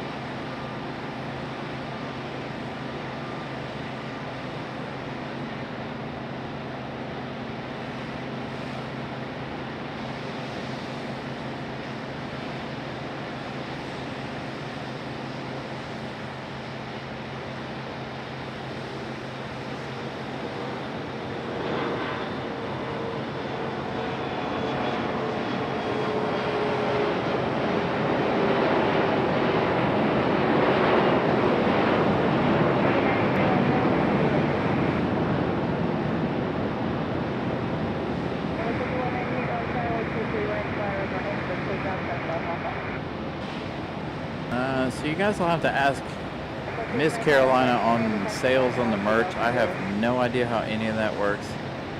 So the merch side of the business is her business. I don't know if she's still awake and listening to the show.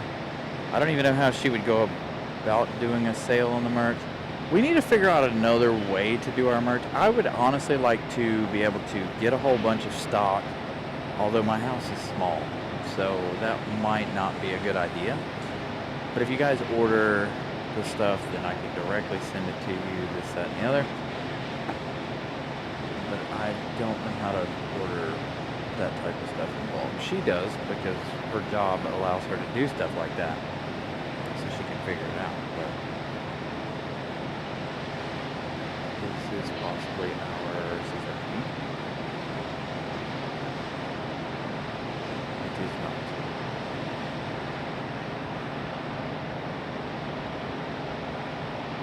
I have a feeling it's going to be on the other side.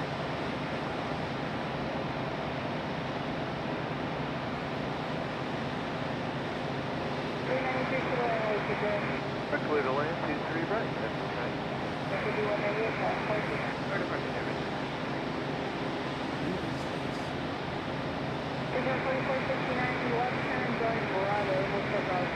Ah, JetBlue. This one of Molly's favorite liveries. I do love this livery. It is one of our thumbnails. I haven't seen it in a while. It made a huge run over the summer where it was here, gosh, I don't know, like a bunch of our episodes. Central Pacific, let Rhino,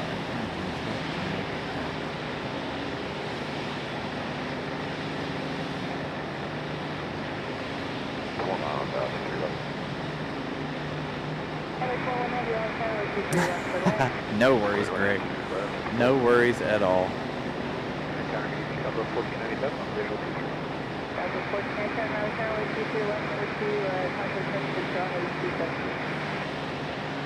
So Molly, I have it posted in the links on the show. Molly tries to post it as much as possible. And what in the world is that? Nope. Our C-17 Globemaster did land over on the other side. I see the tail. Sorry guys. Nothing I can do about that. That's cool though. Can't really see them at night anyway. To be fair. Alright, JetBlue, are you gonna make your way around here? Into the alleyway? Show yourself.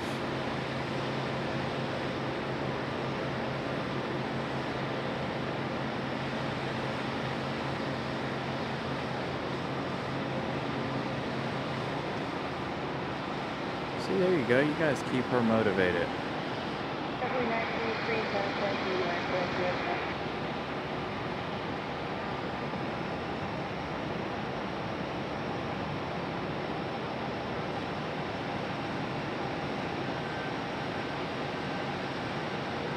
There it is. Her beautiful JetBlue with that new livery.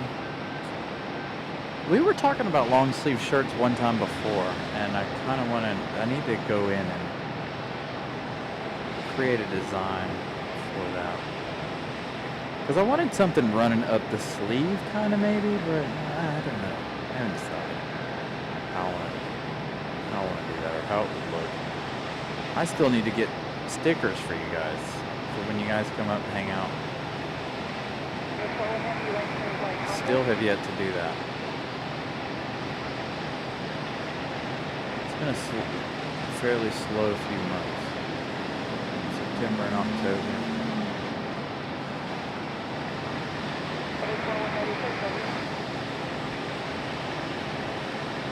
One of these days we'll go through and redo all of our merch stuff.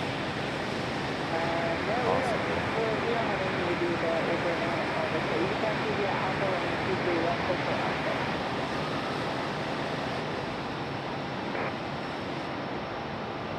There you go. JetBlue and all its beautiful blueness. Right now, runway 23 left, taxi the Juliet offsite.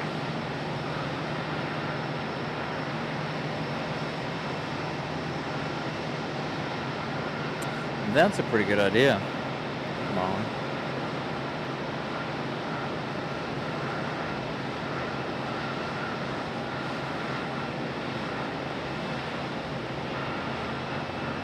It should be the same brand and the same fit, I would assume. Again, if Brianna's paying attention to the chat, she can answer your questions.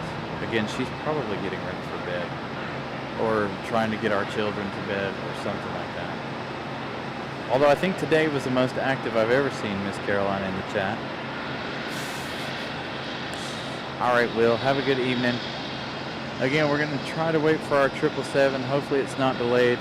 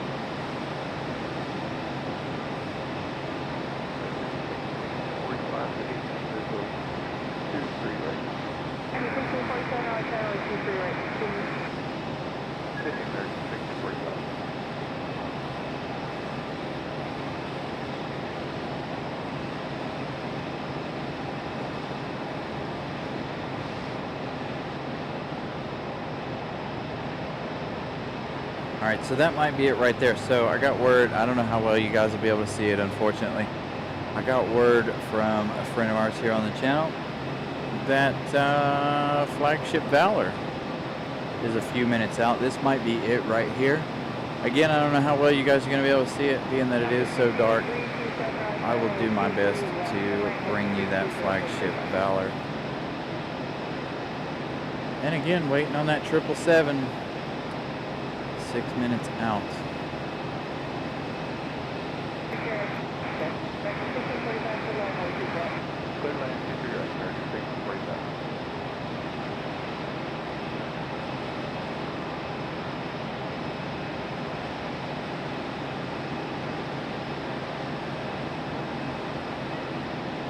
Oh my god.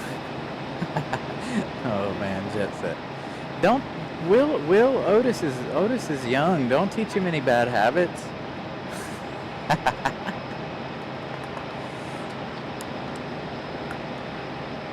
You're very welcome, Molly. Hopefully we are able to see Flagship Valor.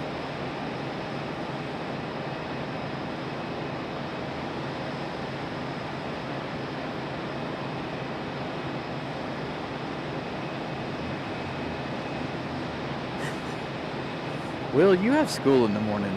What are you still doing up anyway? Shouldn't you be in bed? Alright, so it is an American. Is it Flagship Valor?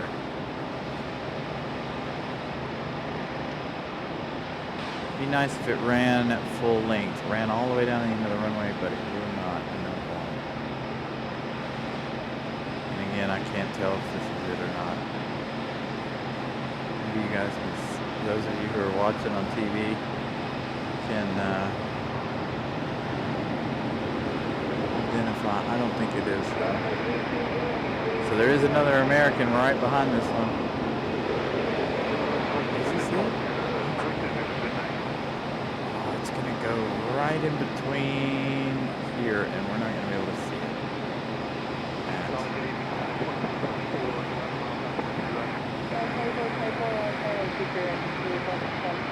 Nope, I'm gonna get a tail. There's another one out there though. Set for arrival. Somebody out there getting ready to get a move on.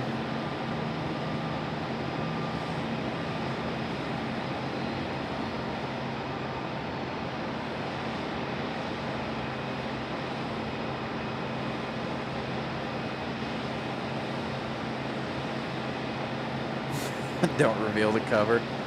I just don't need you getting in trouble because you're watching my show, sir.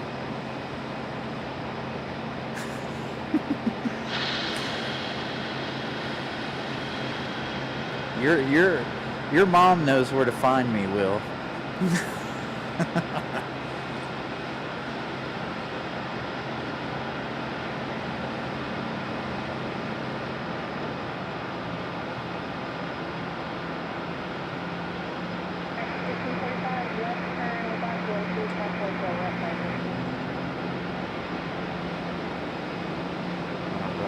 Another American on the move.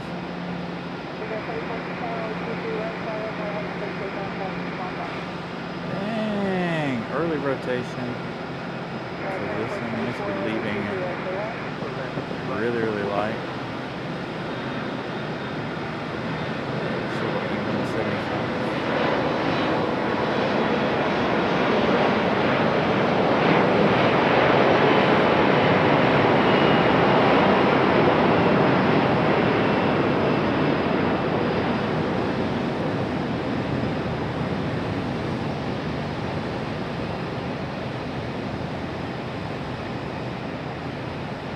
Oh, God.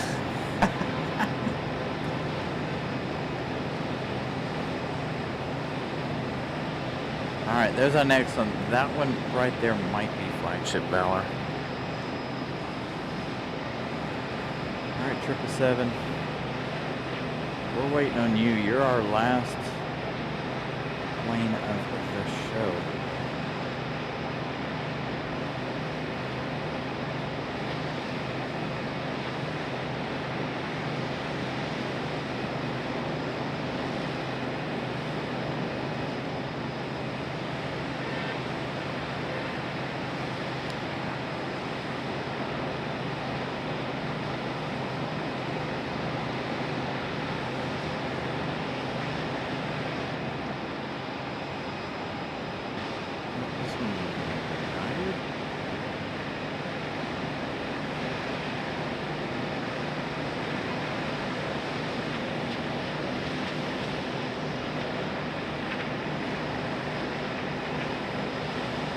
United 737 Max.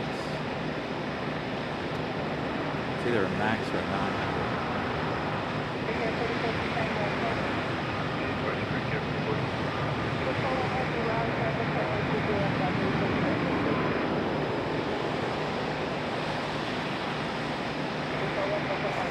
like the bright white lights on these more than the dull old school halogens.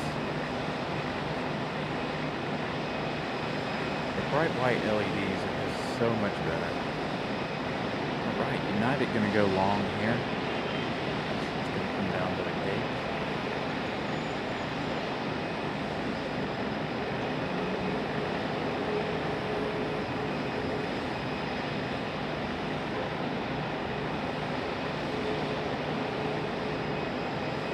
See you, Will. Have a good evening. Again, we'll see you on Sunday.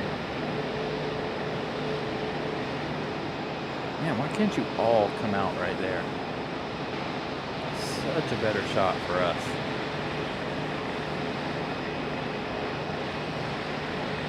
Alright, it's 9:31. Do you know when your 777 is departing? There is something big leaving on the other side.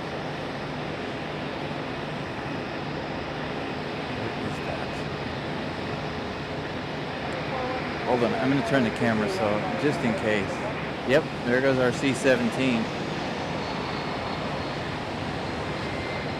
Oh, you really see, that's what I was saying earlier. You really can't see the C-17. There's no real identifiers on it. That was a quick in and out for the C-17.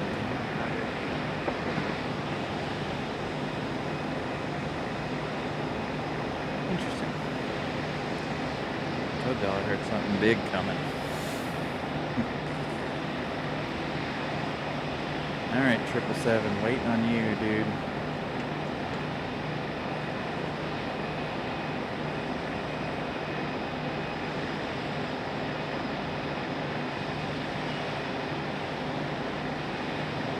Don't leave that, you just open.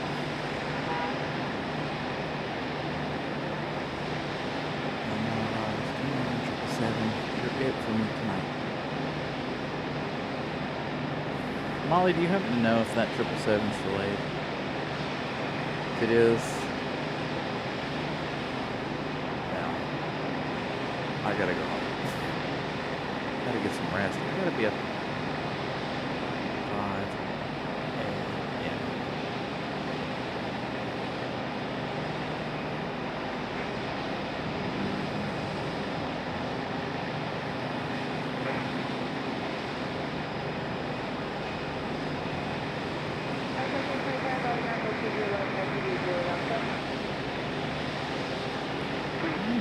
Still working out. Yeah, they are too. Hey, Joe, what's up? Good evening. Glad you're able to catch us.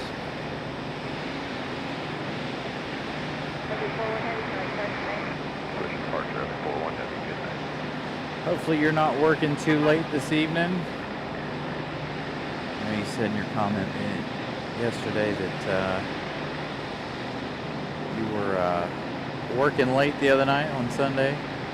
So hopefully you're not working too late tonight. American 777 still says 9:35. Thank you, Molly, for that update. We got 1 minute.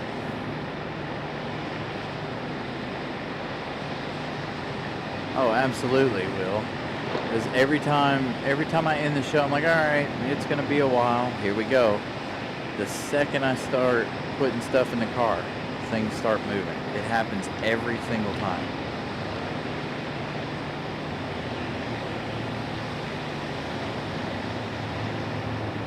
Jill, I saw you on Resort TV1 last night. I wasn't able to throw out a message to you in time because I think you were just hopping off.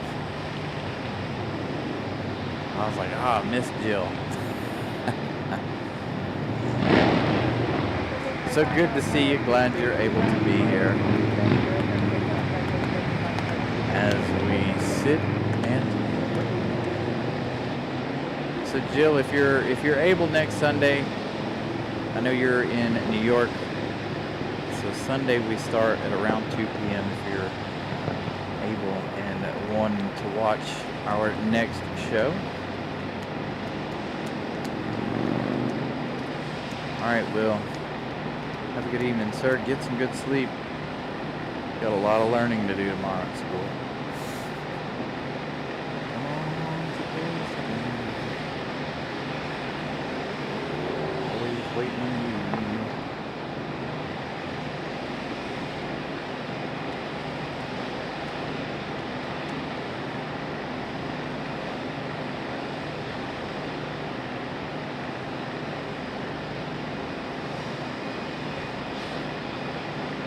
Should be a good looking departure too, as you guys have seen.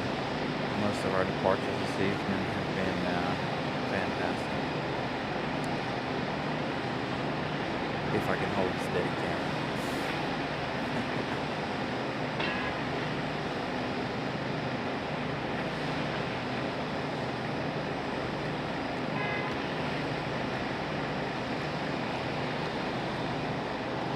Yeah, I should be here.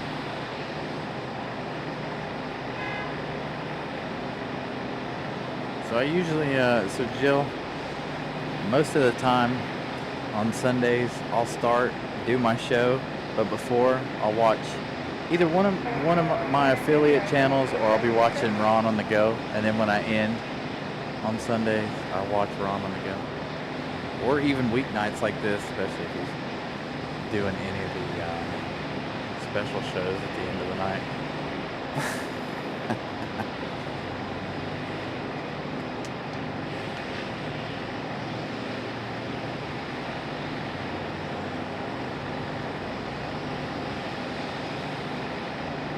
Come on, 777. Yeah, you'd be surprised, Jill. That is the only Frontier we've had tonight. We had one when we started the show and it departed, and this has been the only Frontier arrival we've had all day, or all evening. We started a little before 6 p.m. tonight. Been going strong. It's been like this most of the evening. Weird for a Wednesday, but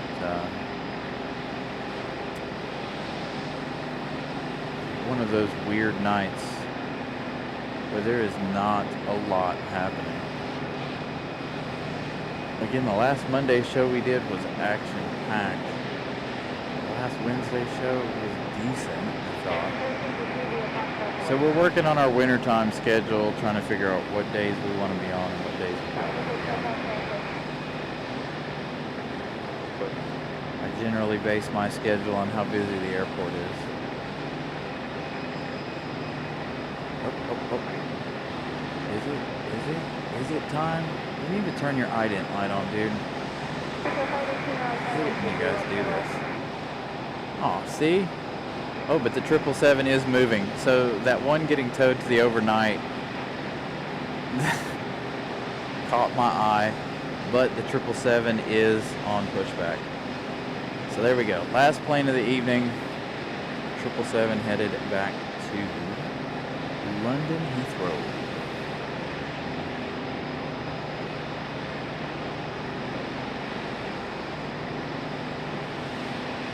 Had our Air France A350 earlier. With that FedEx 767 back-to-back departures earlier in the day. Absolute highlight of the show. Very good.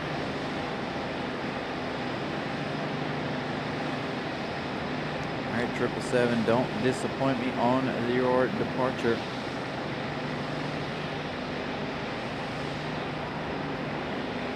You're the star of the rest of the show.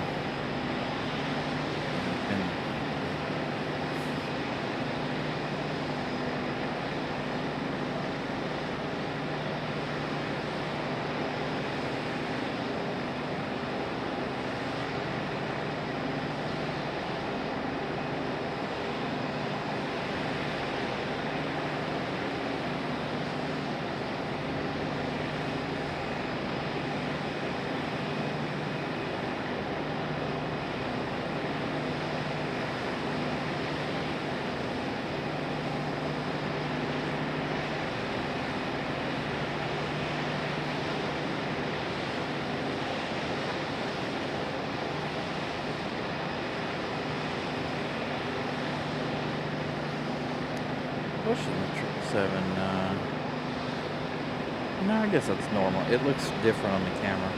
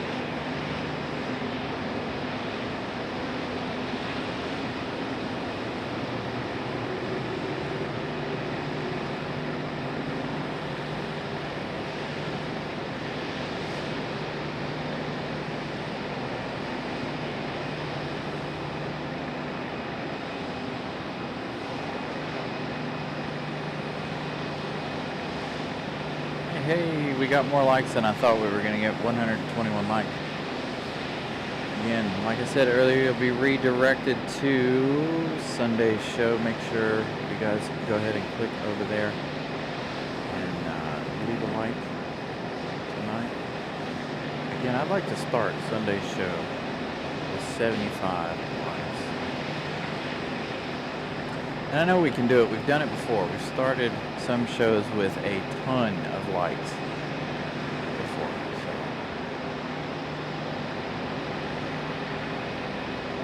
Thank you, Molly, for that update. Greatly appreciate that. And again, thank you to you guys for smashing the like button, hanging out with us this evening, even through our car talk, which you guys kept the car talk going, so you guys are to blame for that.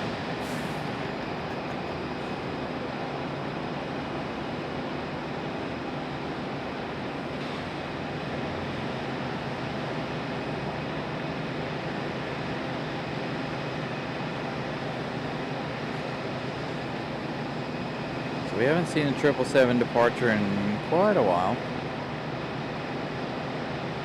So it's good to actually be able to see the 777. Will we stay around and do this on the regular during the week? I don't know. We'll see how I feel tomorrow. I know the other day when we did that Monday and stayed so late, and the next day I was pretty tired. Not gonna lie. So we'll see how tomorrow goes. Whether we continue to do this or not. We used to do last year. We would stay pretty good. Nights like tonight.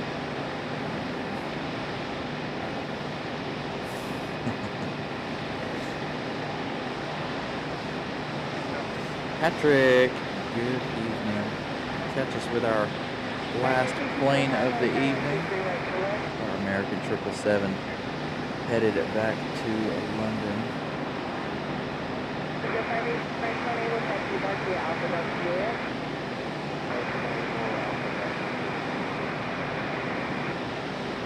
Under 3 hours for the turnaround on this 777, especially since it did not.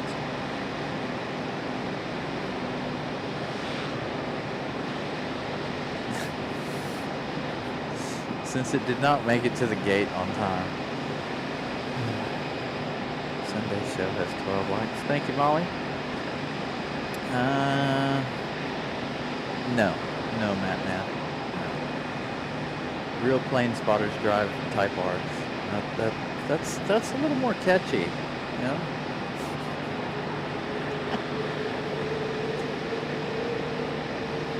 And Molly posting up Sunday show.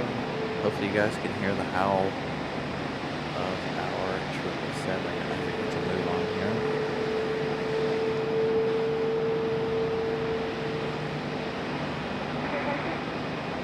The best sounding departures in my opinion.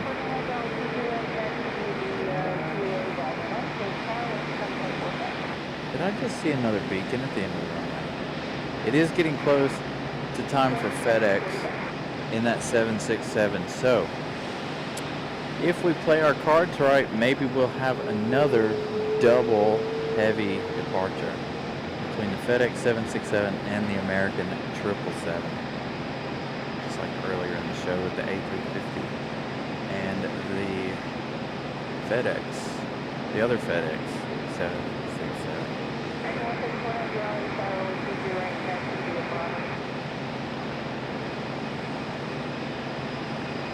We do have one more arrival. Frontier also about to push back. The Roadrunner's about to get to running again.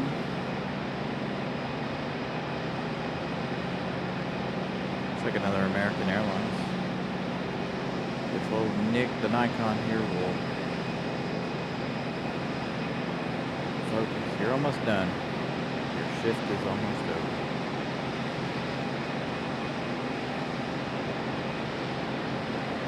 Gotta get us through one, possibly two planes. American Airlines floating that one in there. Nice.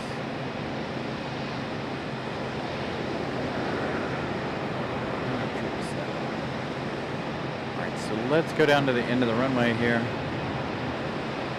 It is FedEx. I see a purple tail, purple and white tail. So here we go. They might not depart completely back to back, but there will not be anything in between the two of them. I haven't seen anybody go out in quite some time.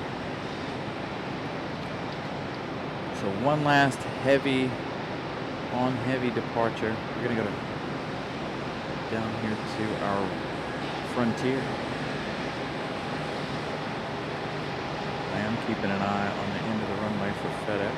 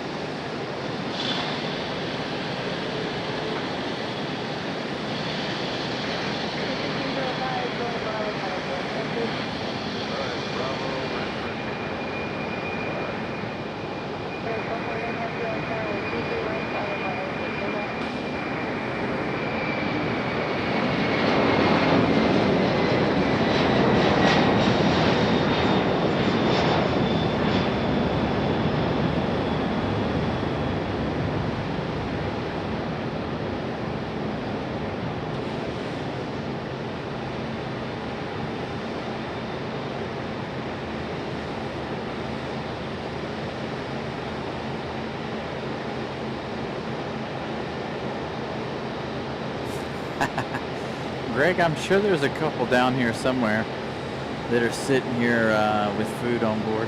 All right, so the 777 hasn't made its way to the end of the runway just yet. So let's turn back to Frontier. You know who we didn't see depart, and I hope it doesn't depart. I also didn't see it go out to the overnight. Is our AirCal from American Airlines. That special retro livery.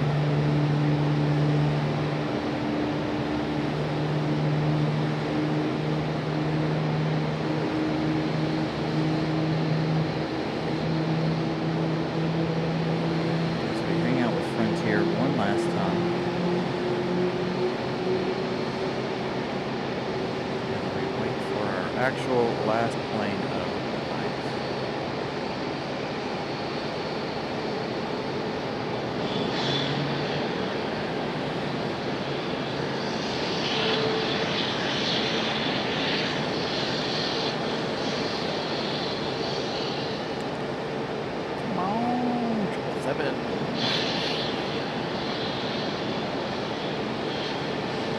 Call me my name, dude. Let's go.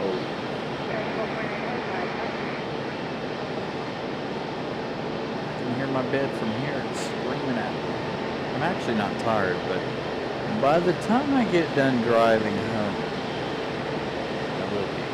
All right, Frontier, Hal the Roadrunner, on the move. I'm watching our 777. One last look here at Al.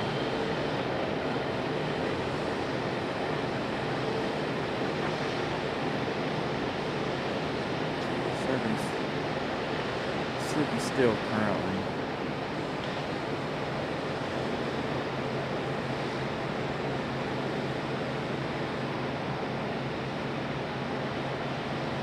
Alright, getting ready to hit the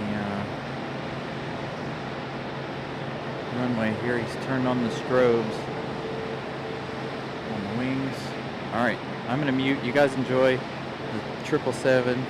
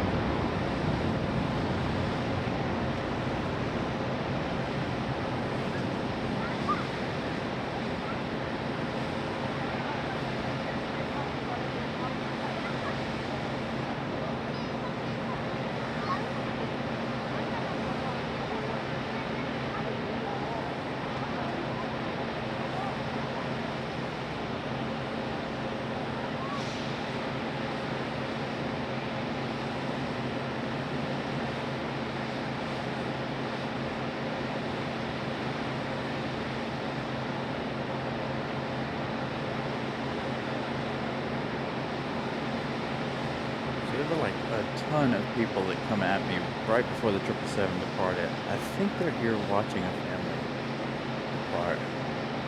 A family member or some family members leaving. There's a lot of people walk up to me. I'm like, what? So, anyway, that is it. Again, thank you guys for hanging out with us. 777 making that hard right turn. Off in the distance. Safe travels to that American headed to London. So, I want to thank you guys again for hanging out with us tonight. I know a very, very slow night. Nothing we can do about that. I can't control the airport and traffic. All I can do is monitor flight radar and flight numbers. Which again, if you were here at the beginning of the show, I was working on some stuff at work and my attention was away from how many flights we had today. But anyways, thank you to all of my channel members, moderators for moderating, and congratulations to all of you guys who received memberships from our generous contributions today. Between Molly and Vincent gifting 15 new channel members today alone. Thank you guys so much. And thank you, Greg and Pip, for those super chats. And I know there's another one, but I can't remember who it was now for whatever reason. I'm not good at keeping track of stuff like that. Maybe I need to start writing it down. But anyways, so thank you for spending your Wednesday evening with us. We'll be back again on Sunday. Again, you're about to be redirected to Sunday's show. Make sure you guys go ahead and smash that like button. There are 50 of you guys watching. You're about to head over to Sunday's show. We will see you guys on Sunday. Thank you guys so much. Good night. Have a wonderful rest of your week. I know I'm definitely going to try. Fingers crossed. Good night, everybody.